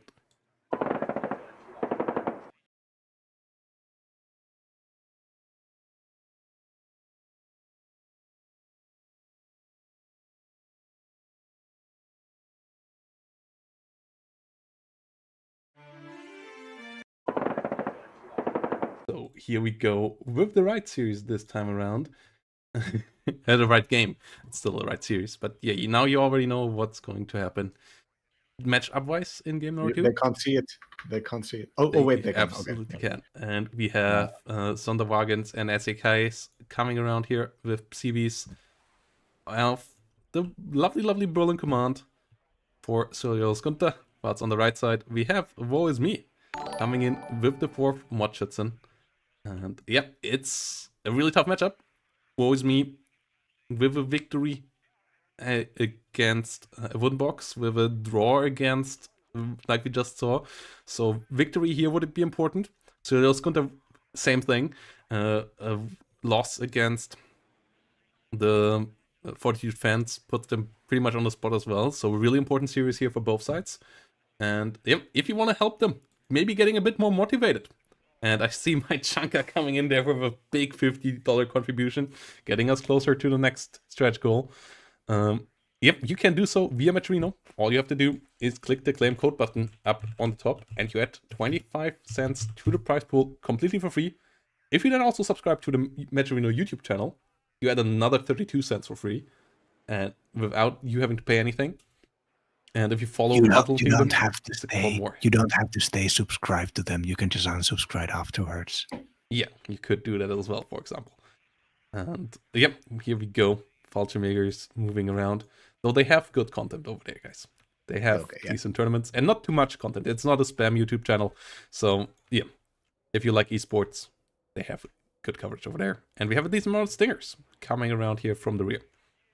Yeah, I'm looking at this. It's an interesting fourth moto power play. Fourth moto, the Motoschütz and BTR are a really strong unit for a standard infantry unit. 2 machine guns, 8 guys, resolute, 50 points, good long range, accurate ATGM, and they come in the BTR, which is both a maximum speed deployment and really heavily armed.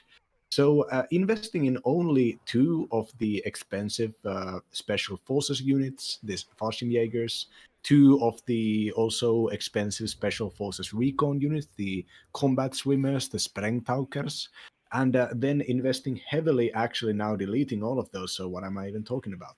Well, earlier on, they had a bunch of Motoschütz and BTR there to basically have a couple of extra squads for the amount of points that they were WoW was investing into this infantry attack.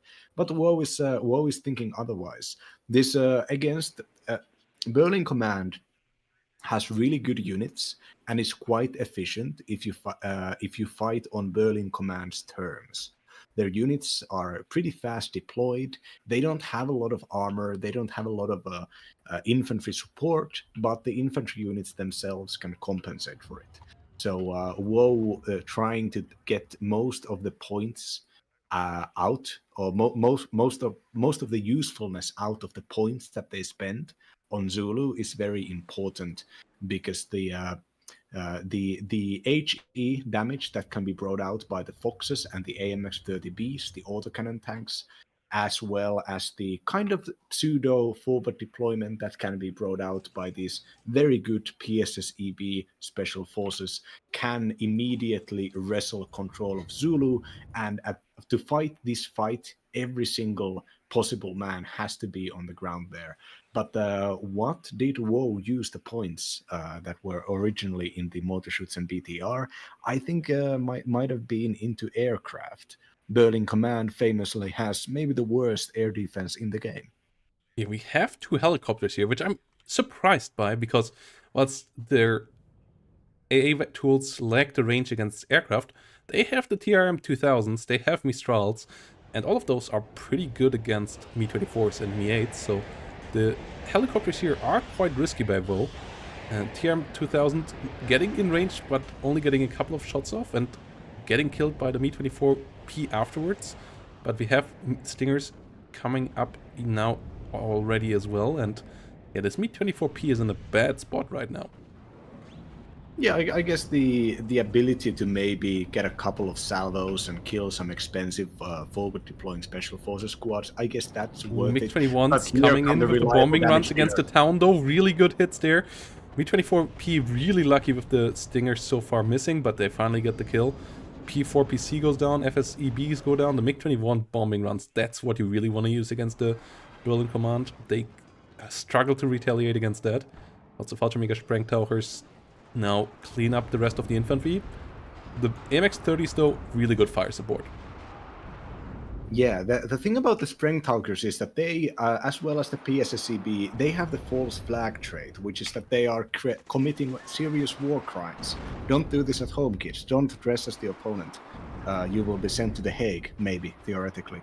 But in gameplay terms, the false flag trait means that if an enemy unit is also spotting a non-false flag unit, they will shoot that unit, no matter how close or how dangerous the false flag unit might be. So in theory, the way to fight this perfectly is to have the regular Fallschirmjägers sit in buildings and exchanging fire with the enemy, while the Sprengtaugers move in close and get into satchel charge range. Because that way they can cross the firing line without getting shot at, which is a massive bonus if you're willing to do the infantry micro for that. And that is what kind of happened here, and would have happened more if the MiG-21s didn't get perfect hits. Yeah, Fallschirmjägerführer comes in, captures the zone, +1 coming up, T-55 AM2s coming up, B-24D trying to roll in here as well. And yeah, we get a +2 here, up now for WoW again.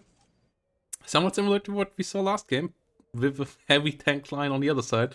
But a lot of infantry here for Soyuz Gunther. And WoW trying to get another helicopter in, but against the Stingers, I'm not a fan of this. I'm really not a fan of more helicopter investment right now. So obviously that's one of the strengths of Orf. So you kind of want to use that. T-72s, T-55s, decent here against the AMX-30s. Against the Chieftain Mark 11 or the M1 IPs, not so good. Yeah, on defense they can outrange the chieftains with their missiles, but and the IPs are a big enough investment that air assets can be sent against them, and the fourth does get pretty good attack aircraft, efficient attack aircraft. Yeah, infantry Now- push here now with the Polizeireserve and PSSEVs. Trying to move the AMX-30s, trying to catch an angle where they can help out with fire support. Moving around. ATGM though, coming out for them already. It's only a fagot, but the AMX-30B is nearly dead already, so it needs to smoke off, needs to disengage.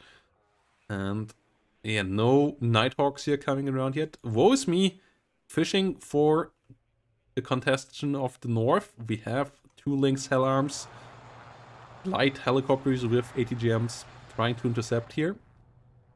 Whilst MiG-21 BIS bombers coming around for the infantry. That is a bit overly plopped again here for Cyrillus Gunther. That could get punished quite badly. Yeah, the engagement, the Posse is being held back as a military police unit watching over the Corps Z assault orc waves that are being sent to hold the town. They managed to eat up most of the heavy rockets from the Mi-24D, and now the actual soldiers, the Berlin light rifles, are moving in. Berlin light rifles have the recoilless rifles, which are technically AT weapons, but also can be fired against soft targets. So they're kind of basically a way to bring out fast extra HE damage as long as they have enough ammunition. But but blobbing infantry is always risky because that is an immediate target for an enemy airstrike. Yeah, MiG-21's here really doing well. Second one, not so much, actually missing pretty badly there. T-55's going down. Second, MiG-21 also getting shut down. MiG-23 trying to fish for some ATGM hits. The tank movement of Soyuz Gunther working decently. The Hell Arms also finding the vehicles in the north. CV gets shut down there, doesn't contest the zone, so that is decent as well. Whilst the MiG-23 BN here That's the one that also has the rockets. Tries to use the rockets here against the infantry as well. But has to be careful with the stingers. And more stingers arriving here now as well. Ooh, the LGB is moving behind the lines here. Sending an LGB is always risky because it can't protect itself and against air targets, and there is no high altitude or long range anti-air to defend it. And after getting spotted, the LGB runs off. The Nighthawk runs off without getting its shots off. It's a very vulnerable against any kind of enemy attacks, but actually manages to survive the MiG-23 NF. Yeah, gets the warp speed on and warps out before the MiG-23 can finish it. T-55's going down in the meantime. We have a M1IP here on the front line, and we have a decent enough stinger amount that any dive bomber now will most likely get killed, like that MiG-23 right now. Or, no, the other MiG-23 saves it there by coming in at the same time and eating a couple, but not dying to it. So, yeah, but the M1IP does survive on the ground as well. AMX-30s on the push as well here. And this is looking troublesome now for WoW. WoW not having enough anti-tank around on the ground right now.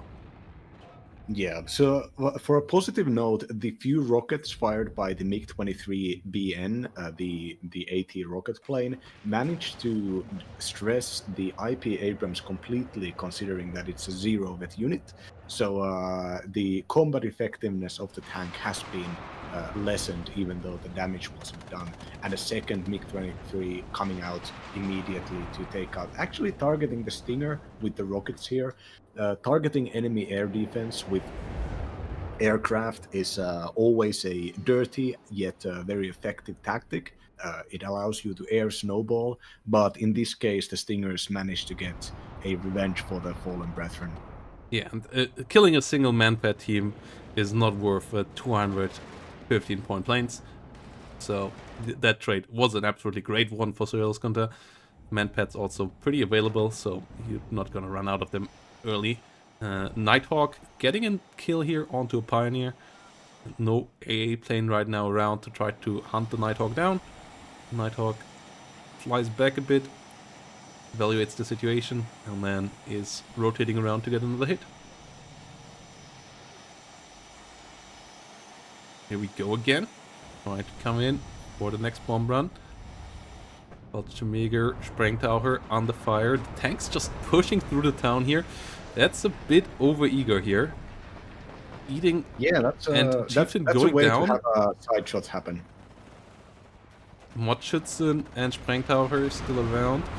Only the Modschützen has AT, but another AMX-30 bites the dust. That is not cost efficient whatsoever. And they make 21 HE there with a great hit as well. Getting another one. Goes down to the AA. But the Modschützen BTR gets the M1IP as well. Cyril Skunter completely overextending here. Like, they were trading so well, but they all threw it away against a single Modschützen. This Modschützen, the unit under Valka, absolute MVP, and a complete misread of the situation there. It was unnecessary. I think Cyril Skunter was trading up nicely there at that moment. I think nothing really had to go that fast, that he had to push in tanks in the town without support. And yeah, it was a Turkish situation there. Losing high quality tanks in a town fight, 2 side shots, rough.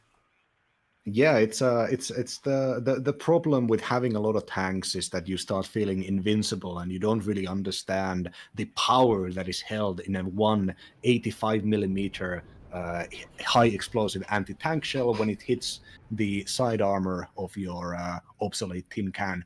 And even with the single Motorschützen, the reloadable RPG has low enough rate of fire that the tanks could, with their salvo of fire and autocannon fire and machine gun fire, could actually suppress it.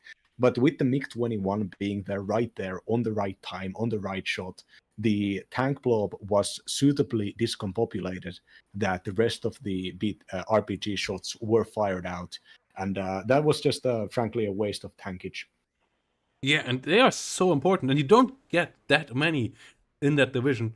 So losing them like this here right now, they are one of your main advantages in this matchup. So Yeah, this is a tough spot now, especially with Fortitude still having to push, and your infantry is good, but your infantry is not the best tool for pushing. Like, it might be some of the best aggressive infantry, but infantry in general in this game is usually not what you want to push forward with alone. They are good at holding spots, they are good in the combined arms push, they're not good at running in and doing the job on their own. So this was rough. And the T-55 here on the other side, holding the town nicely. Berlin rifles pushing in. We have artillery now on the side of WSME that tries to come around here as well. On the other side, more ATGM Humvees and so on coming around. But yeah, no real plan for Soyuz Kunta yet on how to go deeper. We still have a lot of time, still 27 minutes remaining, so this game is far from over. But Soyuz Kunta is about to get the town back now. But their potential for breaking through has been reduced heavily. Yeah, there is already massive defense in depth, multiple tanks, Rapira, a bunch of Aufklärers, Sfagots and Conquerors all around in tactical positions, and even in a pretty much full air superiority, of course, with the helicopter standing in positions to fire against everything. It is frankly, with the trades that Suedoskunta got early on, this capturing this town and managing to get it under control has been really slow. This has allowed the Woe is Me lead here is massive. It's not just in points, but it also in tactical positions and the capacity to attack. The even just before this, the T-55 managed to engage and kill the sniper unit down south spotted by Woe's Aufklärer, and now there's not a single recon unit in this whole engagement right now. And these recon advantages in these kinds of situations are massive, especially now that there's a bunch of artillery up here and a bunch of the amount of damage that the tanks will be able to do on long range, the fact that some ATGMs will be able to fire before others. These are game-winning traits at this point. Woe is sending in infantry into pretty much certain death, mostly because I think that they just really want to keep the engagement going, and knowing that they can afford to rebuy their units in a couple of moments. And yeah, we have artillery coming up here for the Berlin light rifles. Coming in here. And we have a couple of Rapier FSAs sitting behind this. Setting up D20s. Setting up for the Milans and the Berlins. Trying to get the kill. More SEKs coming up. And we have counter artillery now as well. 155mm setting up on the other side. We see SAKs rolling into the north, and yeah, Woe has to be careful to not overextend with the counter pushes that we just saw and lose too much of their own unnecessarily. As their artillery advantage was nice, but it is now equalized on the other side, so both sides have similarly strong long-term forces on the battlefield right now, whilst we see a lot of T-55s rolling in. That is nice. But they can be beaten by the Humvees, they can be beaten by M1s and Chieftains. So we'll see how they will fare in this fight here. Yeah, the reinforcements for WoW consist of the older generation pre-upgrade T-55s. These things can be penetrated by basically anything, but they're 100mm guns, despite their inaccuracy and slow rate of fire and slow range, can damage most of the tanks. Positioning these T-55s into forests, having them hold flanks, and putting them behind buildings so that an engaging enemy will have to face them on close range is a really good way to get some value out of them. Engaging on max range against even the Milan 1s will be a big failure, though the Milan 1s will likely be taken out by the artillery right behind the front line.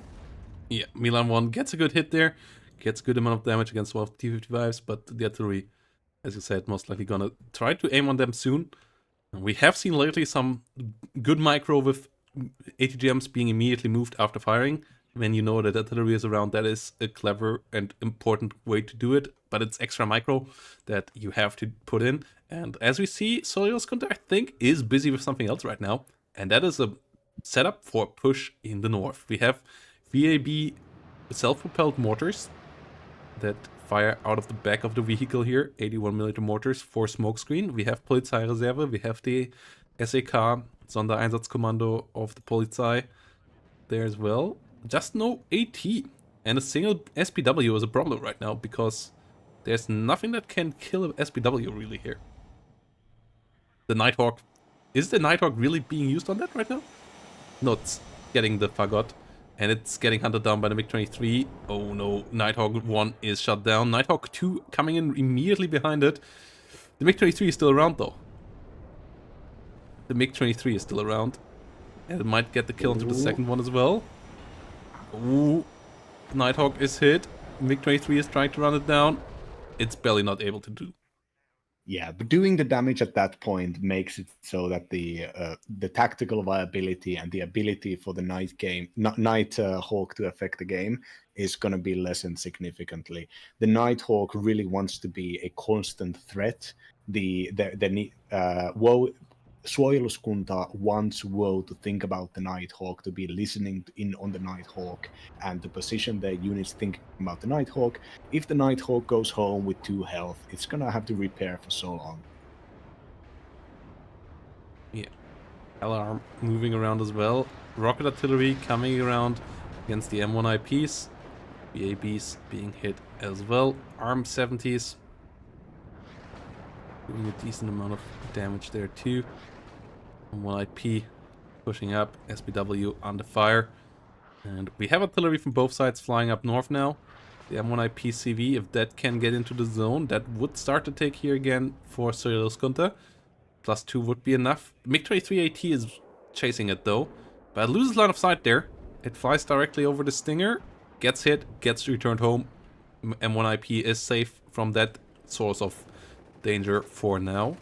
The Modschützen though, still a problem, and the Freiwillige Polizeireserve, not a great unit to push forward with. They are decent, but they can't really fight the fight against conservative, normal, standard, traditional infantry, and they get pushed back there.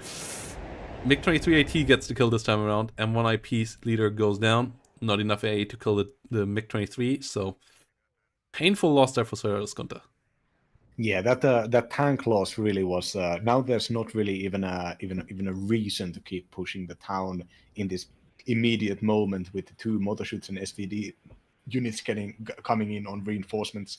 The air superiority and the ability for WoW to target these strategically important units is really just making these engagements look so sluggish and unproductive for Suojeluskunta. The Berlin rifles keep on the attack. The Posse B are still providing the bonus here, but without a leader, what is even going to happen here aside from the units getting even closer? Ooh, another M1 IP going down. This is really painful right now for Solios-Kunta. Might get a plane in the south. Stingers not able to do so yet. Get it finally. Stingers up north, not getting a damage in. TRM 2000 goes down. Posse B goes down.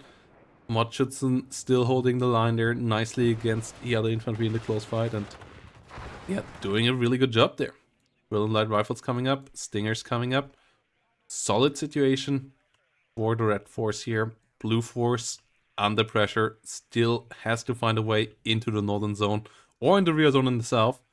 The northern zone seeming more realistic, but still hard as well. Yeah, the engagements have been going for WoW so well, and nearly every single time it feels, or at least looks like, some kind of a clutch. You know, the aircraft come in right at the time, the infantry manages to hold on right to the final point. There haven't really been any big huge fights in which all of the units show off and get a bunch of kills against each other. And I think this is all speaking for the the quality of WoW's positioning and engagements, that it constantly seems like Suojeluskunta is almost getting the position to attack, and then the attack never happens. All of the important stuff gets pulled out of them like a rug. Suojeluskunta with a good action now gets the counter battery, gets one of the D20s. Does the second one go down as well? Yes, it gets both artillery pieces there. This is pretty big. This gives Suojeluskunta the reign of the long-range engagements now. And that is really helpful. The ARM-70 trying to counter battery immediately, though. So the artillery pieces have to get out of there. Oh, the ARM-70 coming in maybe just in time. A couple of hits, getting a stun. ARM-70 not that accurate on this range anymore. Might grab Almost. one. It's stunned. No, both will survive. Good. Great action by Suojeluskunta. Grabbing the artillery kills on the other side. ARM-70 not getting the kills there. Great micro. Great management of the artillery. Just getting out barely in time before the counter battery could hit. And now the artillery has to set up again, but can fire again. And the ARM-70 also wasted a salvo basically as well. Yeah, big smoke play still going on in the north. M1IPs. Yeah, WoW Raided pushed the SPWs forwards, finding a supply unit, an SEK, and getting some practical recon here. Oh, MiG-23 BN again. Smoke comes out. A lot of Stingers flying, getting the kill this time around. Stingers on reload though, so the MiG-21 bomber most likely not gonna get hit. M1IP fighting a fight against the Conquerors here. On the long range, which it might win. Yeah, getting a good hit there. Conqueror's firing another shot, but the M1IP most likely gonna kill it before the next shot hits. Chieftains pushing forward as well. T-55s coming around. The south is silent, and we have a lot of more infantry and foxes and tanks coming in here now for the north for Suojeluskunta. The Modschützen still in there, but it's Modschützen SVDs. Those don't have anti-tank. Yeah, though right behind them there's a bunch of Fagots and Conquerors which do have anti-tank, so they might be able to get the side shots if the tanks start pushing in close against these infantry units. And the T-55 AM2Bs do have the long-range Bastion missiles, the 9 M117s, with their really good accuracy and range and speed, which will be able to penetrate everything here except the IP Abrams. And the IP Abrams is on 0 vet, so the cohesion damage will work on its own, even if it doesn't do a lot of damage. And meanwhile, the Einsatzgruppe gets reinforced by a Pak Rapira, a 100mm ATGM equipped anti-tank. It gets shot up immediately though. That would have been a really strong flanking unit right there. Yeah, Conquerors. Another the MiG. next unit under attack up north here, being under fire, being damaged, being killed. MiG-23 goes down, doesn't get a hit. We're starting to get a couple of good engagements here. More MiG-23s coming in, but yeah, these are so unreliable. And they are flying over an absolute stinger forest. Another one goes down. No kills out of the 35% accuracy ATGMs. You don't want to push them like that. They aren't good aggressive weapons. They are good defensive weapons to fish around, but on the offense, they struggle. Milan 2 here, finding the T-55s as well. And yeah, Suojeluskunta is starting to get some action in here again. Nighthawk coming around, getting the Modschützen deleted. Now there is no AT in this town anymore outside of one Aufklärer, and that means the vehicles can just help out, constantly giving air support. MiG-23s coming around again. ATGM is out. ATGM does miss again. Stinger barely doesn't get the shot off though, so the plane will be able to come around again. M1IP has to be careful, but the MiG-23 might have lost line of sight there, so can't find the shot right now either. No, it will come around, will get its missile out, but will miss again. So far, with only 14 minutes left, I think it's more likely that Suojeluskunta's attack gets stopped on its tracks by losing all of these units than that the timer runs out here. The timer is I think that this attack might actually keep going through. There only needs to be maybe 2 good engagements for Suojeluskunta to actually push and get this town. But how long is that going to take, and how many units are going to be taken out by the 4th Moto DDR units? DDR decks in general, but 4th Moto especially, are known for their ability to eternally replenish their troops with good, low-tech, cheap, affordable, and effective units. And Harriers being pushed down.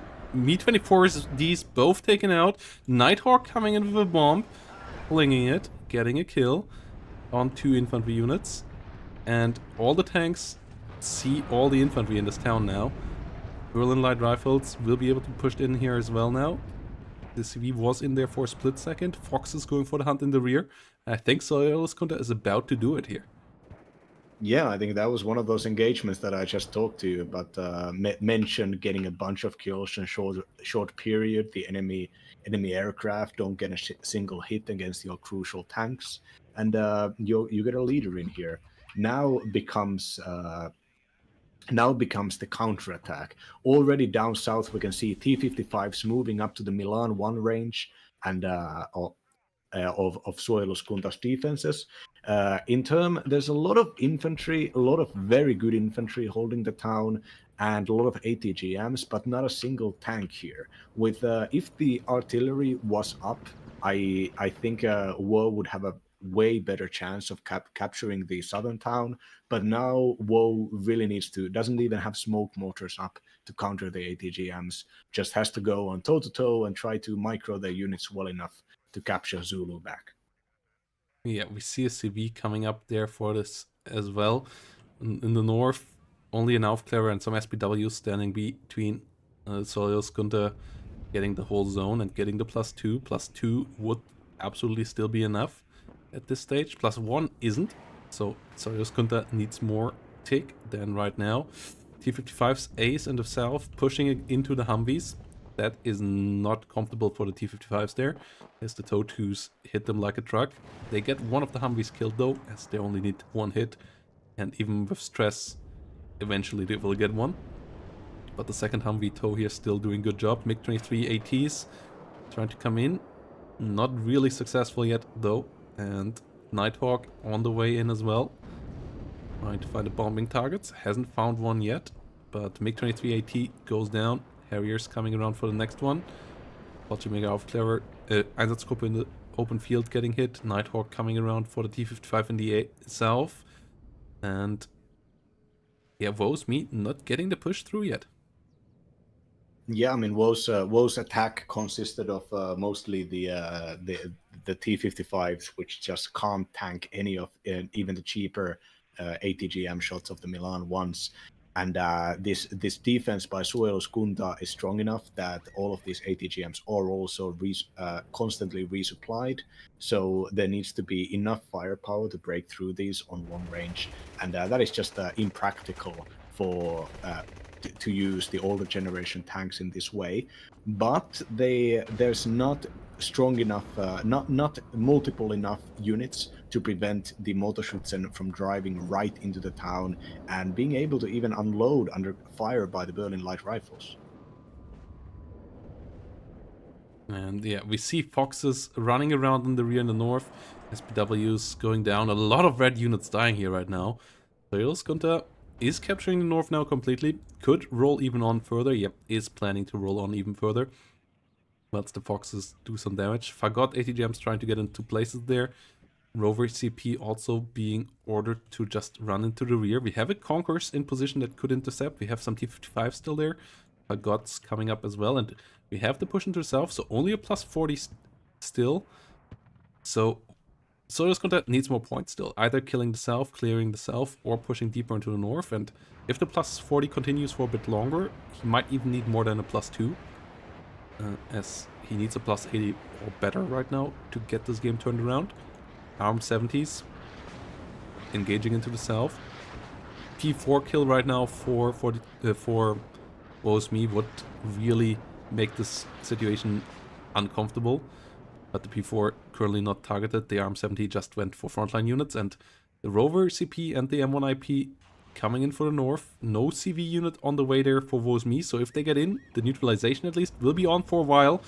M1IP gets side-shotted though, and the Rover CP most likely gonna die quite quickly here as well. We have a +3. M1IP is in a lot of trouble. Next ATGM comes in, does miss here, but stuns the tank.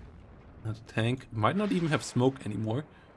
As the next Fargod ATGM, with only 1 hit point remaining there, will get the kill. And it does get the kill. +4 situation with the clearance of the south though. And a +4 is 160 points per minute. And the SPW of WSME is still a bit out. So this is really important seconds right now for WSME. Yeah, there's absolutely no way that WoW is pushing through the southern town now that the French reinforcements got in. The Grenadier Voltigeurs with the VAB transport trucks, transport cars, armed with 50 caliber machine guns. The amount of firepower they can bring out here on the defense is just not really penetratable right now. There is no targeted attacks against the Milan 1s and Humvee TOWs, which are still doing damage against the meager fire support of the DDR forces. One of these RM70s has not fired or reloaded for a long time. Having the double RM70s could have maybe had just enough firepower to break through some of these concentrated infantry forces, but all of WoW's resources were stretched so thin by the breakthrough up north that the resupply just wasn't organized. Yeah, and we reduced now to a +2, but with 7 minutes, that's still enough points here with the extra +4 tick going up for so long that we are already at 400 points now, and with 7 minutes remaining and 80 points per minute, the last 500 point or less than 500 points will be doable as well. And yeah, we also might see WoW overextending here in the south right now, and might even break so much that Cerberus Conta is able to break the south as well. Yeah, it still will be, it's just barely out of tie range at this point as well. So yeah, if WoW would have held the rear zone there a bit better up north, it would have been, or had a CV a bit earlier out to counter that move, it would still be a draw, but I feel like we are going towards a victory. If WoW can get the CV in the south, or at least a bit, that might go back to a draw, but it's hard to get now at this stage. The Humvee TOW is getting resupplied by the Huey supply right now, and the Humvee TOW being able to fire and likely will target. I think it can actually see. No, yes, it can, but the T-55 command tank immediately smokes out, recognizing the threat here. Another wave of Resolute troops, Vet 1 Resolute troops have pretty decent suppression resistance. The BTRs driving close by, trying to get at the Humvee TOW, actually recognizing that it is the main AT weapon here. The driving in close to the Grenadier Voltigeur range, having the French AT weapons take out these SPWs really efficiently, and but by sheer luck and machine gun suppression, the Humvee TOW does not get a hit against the T-55. Neither does the LGB bomber. LGB coming up, maybe coming for a second wave sooner or later. Let's see if this T-55 command tank manages to get in here. There's a thin line of pretty decent infantry holding the front and defending this command tank. Yeah, a lot of VABs now pushing forward with 50 cults though, and we have more Humvee TOWs coming up. The Humvee TOWs getting 1 hit, stunning it down, losing line of sight right after. So the T-55 still pushing on, going in for the +1, but there's still the P4PC in there to get it back. And we have a push with a chieftain leader in the north right now as well. So that might get a bit more extra. +1 is the reduction right now. That would be enough for WoW to at least for sure get a draw, but I don't think they can keep it up for the rest of the game. But every single second of a +1 here right now does matter. T-55 AM2 gets pushed out, gets killed. The zone collapses again. We will get back to a +2 here. 4 minutes remaining. That's good bit more points. Chieftain barely avoids getting back shots by the motor shoots, and BTR drives into the smoke now. And Fallschirmjäger's trying to find it, but yeah, it's a classic smoke hunt now. A classic shenanigans stage of games like this. And especially with players like Soilos Gunter involved. But Soilos Gunter is getting the +4, and that is what counts right now. Will lose more vehicles in there, in that smoke, but that doesn't matter as long as they get the points, and they are getting the points. It will be a W. T55 M2KR trying to come up in the center again, but there's so many Grenadier Voltigeurs, and they all have ammo as there's enough supply trucks around. They try to get the shot. Ooh, T55 hiding behind the building, but it's still in range for the RCL. Gets hit once. +3 still going on. The Chieftain, oh my goodness, it's so low. Motschützen not finding the hit there. Aufklärer is running forward. Motschützen on 3 hit points. Trying to get the hit. Shooting at the Chieftain. Not seeing the Chieftain leader. And we see the +3 continue here. LGB coming around as well. The CV tank smokes off over at WSME's push, but the +3 nearly has it pushed over now. We still have 3 minutes remaining. The CV goes down, but the +3 that the Chieftain got here in the north was what was necessary. Even with +1 now, it might still be enough. And the +2 most likely is going to be restored in a second. Yeah, +2 is going to be restored in a second. Soilos Gunter bringing it back onto the winner's street here now. Yeah, the steam went out of the DDR counterattack machine down south after the very botched engagement with the T-55s against the ATGMs. There, we're seeing WoW have enough reinforcements that having them all go out at once with the support from the rocket artillery, the very powerful defense and very powerful infantry of Berlin Command could have been broken, maybe. But with these piecemeal attacks against this very powerful front, of course, trying to contest the enemy every second while under constant pressure from north, very, very difficult. But so far, down south, this is this was lost some time ago with a few botched engagements, in my opinion. Yeah, and we see a victory here for Soilos Gunter. WSME losing the game of 8,900 points to 6,500 points here. Really well played by Soilos Gunter. After losing that tank push in the town, they've put themselves behind quite a lot, but they kept on with tenacity and kept the pressure up, kept on fighting, got the nice engagements against the infantry, caught the T-55s at some point, and then the tanks could just roll on and get the victory here. Yeah, and there's also the fact that the defense in depth that WoWisMe had up north was decent enough. The Fagots could fire at the sidelines and such, but this defense, even though capable of stopping the first incursions that happen after your enemy breaks through, the actual push that happened, that there were not enough recall, not enough ATGMs to defend against it. I'm not sure. Do they get the SPW-40 Congress vehicles on Fourth Moto? But those, for instance, could have maybe had the firepower to prevent the Abrams from getting close enough. Of course, when the enemy breaks through, you only have a limited amount of resources. Are you going to use those resources in fortifying your counterattack, fortifying your defense in depth? Are you going to buy artillery, resupply your artillery? These are all the decisions that we fight, we wrestle every day in our lives, and so far, looking at WoW play is making me very happy, and I'm very excited to see the final game. So also, no Berlin Command in game number 2, which is Soilos Gunter's classic go-to division. So WoWSME, obviously, yeah, game number 2, that won't happen. So we'll see how well Soilos Gunter will do off Berlin Command. After a short break, guys, then we go into the final game of the day. So yeah, quick break, then we're gonna be back. So here we go, everybody. Game number 2.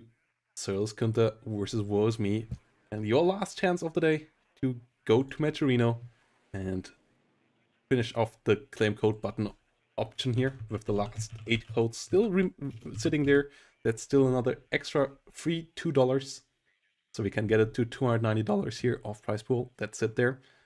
That you can help out, and that will be paid out to community members, especially to Division 1, the top level play here, what that we see in front of us. But also, if you get it over $300 to Division 2 winner as well. A bit there as well. So if you want to help out the community, make it a bit more esports, all you have to do is one click and yeah, add a couple of cents completely for free to the match pool, the prize pool of the tournament. But let's focus on the battle of the 5th that we have in front of us. 5th Blinde versus 5th Panzer. And yeah, woe is me here on one of his favorite divisions, the division that he climbed up with through the ranks. And Leo 1A1 A1s coming around with a lot of BOs. Surprising, as Leo 1A1 A1s get outclassed by the tanks that are on the other side. Though, what is this deployment here from Suojeluskunta? Yeah, so the Suojeluskunta trademark is to not play standard, playing the unstandard division. And when you play a standardly played a very powerful division, such as the French Armored, you go a little bit wacky with it. We're seeing an infantry leader, we're seeing a commando mortar to smoke out the middle likely, and we're seeing some kind of a reservist slash. Wait, no, I was thinking that this was going to be a convoy to attack Charlie, but instead this Prevot and the Reservist are going to echo, so they are going to hold long range. Why? What's the idea here? The French armored division has amazing long range fighting capabilities. They have the Vab Mephistos. They have a lot of cheap helicopters to do that job. They have the P4 Milans, and their tanks can handle all of the soft targets. But what's the idea here? I think there seems to be an investment on generally only on Echo. Is this maybe a counterplay against an expected tactic? We're seeing the Woe Is Me do my favorite tactic, which is the opener armored push right on the plateau, and then after you get a couple of kills with your high veterancy tanks, you just exploit your advantage and power creep all throughout the game. And is having these reservists and having these Milan 2s and these P4 Milan cars, are they expecting this tactic? I don't know here. Interesting. Yeah, P4 Milans, a decent amount of Leo 1s, one Leo 2, 3, that's what I'm talking about. Like those Leo 2s are really important. Layering them with some Leo 1A1s in front of is a really strong combo. A Gepard for close range air defense. And yeah, those Leo 1A1 A1s are decent at fighting infantry, decent at fighting light vehicles. Against the AMX-30Bs, they're also good, as both have the limited range, but the Leo 1A1s have the better penetration power. Especially also stacking up with getting closer, but the heat rounds of the MX-30Bs not that great. Against MX-30B2s and B2 Brennus, the Leo 1A1A1 is outclassed, but the Leo 2A3 is outclassing them in return. So I like the armored chances for the Germans a bit better. The infantry and the light support assets I like a bit more on the French side. So we're gonna see how this all plays out here. Yeah, the idea of having the single modern MBT command vehicle supported by a bunch of these elite older generation tanks, this basically means that in the early game, when the Fernspur spot any kind of a recon unit, even if it's fortified in a building, as we're seeing with the Dragon Para, the tanks can just bring out so much firepower in a quick succession that they can actually eliminate these units. Having your Milan 2s in cover, they can maybe suppress or challenge a single tank, but 5 tanks, no, they gotta run against 5 tanks. And the AMX-30Bs are actually going with the reservists, which might be a bit risky considering the fact, as you pointed out, they don't have the kinetic shells unlike the leopards do. So on close range, the leopards will both aim faster because of their veterancy, they will fire faster because of their veterancy, and they'll also do way more damage. Yeah, Reservisten already getting caught here by the Leo 1A1s. The MX-30s, bit out of position. P4 Milan's trying to rotate around. Hot 2 Gazelle coming around, but there is a Gepard. Panzergrenadier Führer coming in for the northern zone, and the Leo 1's going into the infight. The Leo 2A3 leader eating a shot, but 2 P4 Milan's already getting gunned down. So the Leo 2A3 now can push on, and the first MX-30 goes down as well. And all these Reservisten and Prévots, they don't have any anti-tank. The French, usually known for their fantastic Apilas and LRAC anti-tank launchers, none of these on these two unit types, and these Reservisten just get completely shredded. Yeah, the Alouette recon helicopter really provided perfect coverage for the Leopards to engage the P4s. On long range, in cover, the P4s do have good enough stealth, but it seems like at least two of these these Milan cars were actually killed while they were going into the forest. So I think this recon helicopter might have been a massive force multiplier in this engagement. Yeah, now we see a complete disarray. Like, there's next to nothing left here on the Solos Condas frontline anymore. Gazelle Hot trying to get a hit, but immediately gets gunned down by a Gepard. MX-30 Brandis should not go up that hill. Two Milan 2 teams try to come around to hold on to the front line. If they would have gotten into position, they would be great, but they are not getting into the position. The MX-30 sacrifices its life to get the leader killed, but the Milan 2 still struggling, and the MX-30 immediately gets gunned down as well. More Hot Gazelles trying to push forward. A lot of ATGMs coming in, so a couple of Leos might die here as they die one-shot to those penetrators.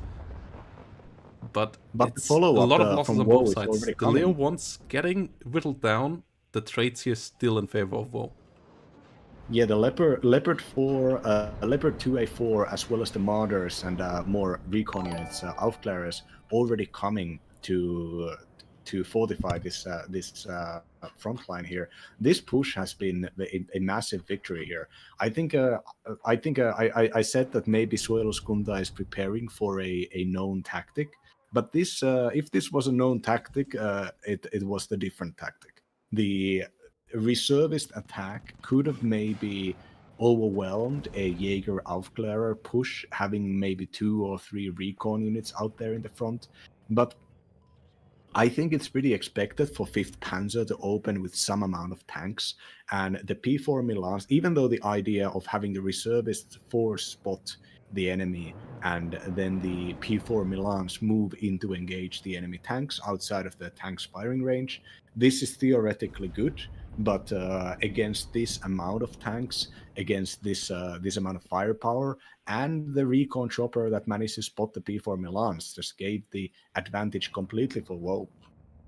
Yeah, Transport Panzer Fuchs Milan here under attack as well, getting shredded, getting killed off, but the Transport Panzer Fuchs Milan here going so deep, being able to be so annoying on the battlefield already is a big problem, as if you lose the ridges of the center hill that is so dominant on this map, you struggle to get back in. It's a bit easier than back in the day because the enemy can only be in some certain spots with the cover reduced, but it is still not an easy job to do at all, to get back up there, and you need to get a consolidated force up again, and currently there's nothing like that on Soilskunda's side. Some MX-30 B2 Brenner's coming up, some infantry coming up, but it will take a while till he can take the fight up, and until then, WSME is just going to reinforce this center hill with Leo 2s, Martyrs with Milans, and more Leos, and yeah, a lot of Martyrs coming in onto the battlefield now. Yeah, in general, attacking positions held by modern main battle tanks is extremely difficult unless you can also have modern main battle tanks, and the French do not have them. The French, if you end up in this kind of a situation on ladder yourself, as the French, you would want to have close range engagements with as much infantry fights as possible, because infantry is where the French actually do beat the 5th Panzer pretty well, but from this position, it's really difficult to get those. It's really difficult to get into the plateau when it's been held by such a force of 11-man recon squad that are incredibly difficult to get rid of, because despite their numbers, the Jaeger Aufklärer still has exceptional stealth. Just like every other recon unit. The Leopard 2s are fast, they have really good guns and really good accuracy. This is such a fight uphill here. There would need to be something like a very heavy cluster rocket launching system, something like that the French do not have, or even a force of like cluster bombers. I think they do have the Jaguar clusters, but those things are pretty expensive here. Yeah, we see the They're Iltis very Führungs few. trying to come in here now. VBL Milan's trying to come around. They don't have, they only have the Jaguar HEs and Jaguar ATGM planes. There is no Jaguar cluster in the French decks.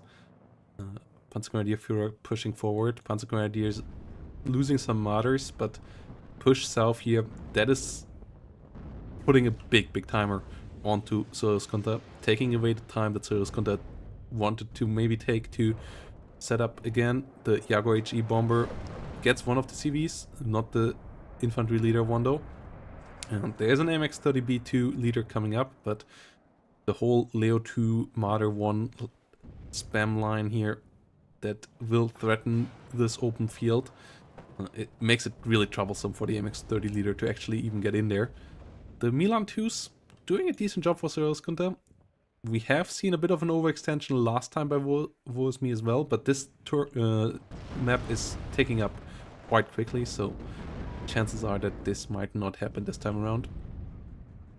Yeah, the +8 really doesn't give a lot of breathing room. Soyuz-Konta needs to attack with the forces they have on board right now, and we're already seeing that how the angle of the Leopards 1 and 2 being able to side shot these Brenuses from cover, just incredible damage, killing the command tank also. Yeah, Milan 2's trying to get around, more Milan 2's coming up. CV MX-30 though goes down, the Leo 1A1 goes down, and the more Malers, but the Leo 2A4 still around, has a man cut, resupplying it now, and yeah, 50 +8 and no CV on the battlefield right now to change that. It's going to be nearly over until another CV can come up here even. The MX-30 being killed off is just such a massive loss right now.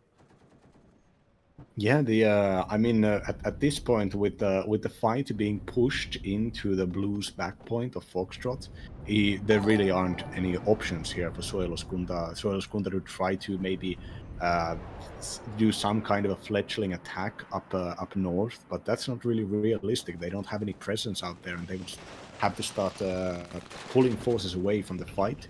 The artillery coming out, targeting this important tree line, which is currently held by only the Panzergrenadier Martyrs. But yeah, this really is a do or die here. The Germans need to be expelled from this point. This point needs to be taken, and a breakthrough straight to Charlie needs to be made. And for the breakthrough to be realistic, the southern part of the plateau needs to be covered, because otherwise the WoW's tanks will be able to fire at this at the vertical route.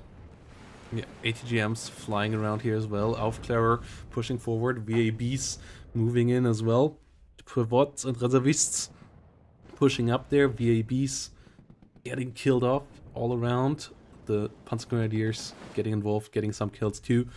And yeah, Panzergrenadiers getting killed off in the south, but there's no CV right now. That is really a massive issue. We see another MX-30 being brought up, but still no CV, and the tick is going to end in 2 minutes 38, so a CV would have had to come onto the battlefield to even change anything at that tick ratio. You can't wait another minute, because if you now wait another minute, then at this stage you won't reach the front line in time. So yeah, with no CV coming out right now, I think it's just GG. Like, even if the MX-1s start to get some kills here now, it won't matter. Yeah, this really is not. There aren't a lot of options here. Under +8, you need to immediately get some really good fast kills with the units you have. And if you don't have units to do that, then it is GG. Yeah, we see Martyr 1A1s getting gunned down, Panzer Grenadiers being killed. Seeing Roland 3 is getting bought, but no leader. Is this just a series of misbuys from Solos I'm not. I think he might underestimate how fast of a tick it is. He might have not looked at the site. On other more like newer maps, it's not that brutal if you lose the center zones. It's a +4, which is still a quick tick, but a +8 like that is not something that you are that used to anymore. And this map is currently not in the rank pool, so he might have just forgotten how brutal this is. And then, yeah, he might start now looking to the right side and realize, oh no, but now it's too late. Like, even if he buys it now, it won't reach the front line in time. Milan 2 trying to kill a Leo 2A4 was unfortunate there, didn't get the side shot, but yeah, it's still a +8 here that won't change now, and whatever comes to the front line will arrive too late, so it's gonna be a draw here between WSME and Cyril's Kunta, and that is really, really important for WSME here. That gives them the edge between the two players, as he then has 1 win and 2 draws, whilst Cyril's Kunta will have a win, a draw, and a loss. So it means that WSME will move on out of the playoff into the playoff stage. Yeah, this was I mean it really showcasing the strength of the 4 Leopard 1 command tank opener. If you're playing on a map with an expectations of the enemy always taking certain fortified buildings, putting recon units and ATGMs in them, investing into some of the cheaper tanks, even a full card of the cheaper tanks in your opener can provide you with enough explosive firepower. Räjähtävä voima, we say in Finnish. The possibility to change the unit composition on the board immediately. Single salvo of 5 tank guns fire. The amount of damage that they do requires immediate reaction from your opponent. And if your opponent just spent all of their units buying reinforcements, they might not be able to send in a helicopter or an aircraft to do that. And we just saw WoW do an absolute critical damage very early on, taking out the Dragon Para, being able to engage all the French tanks and units on their best terms, basically, and even getting fast hits against the only AT-equipped units of the P4 Milans. This really was just a perfect opener here, followed up by very solid and practical and safe gameplay from WoW.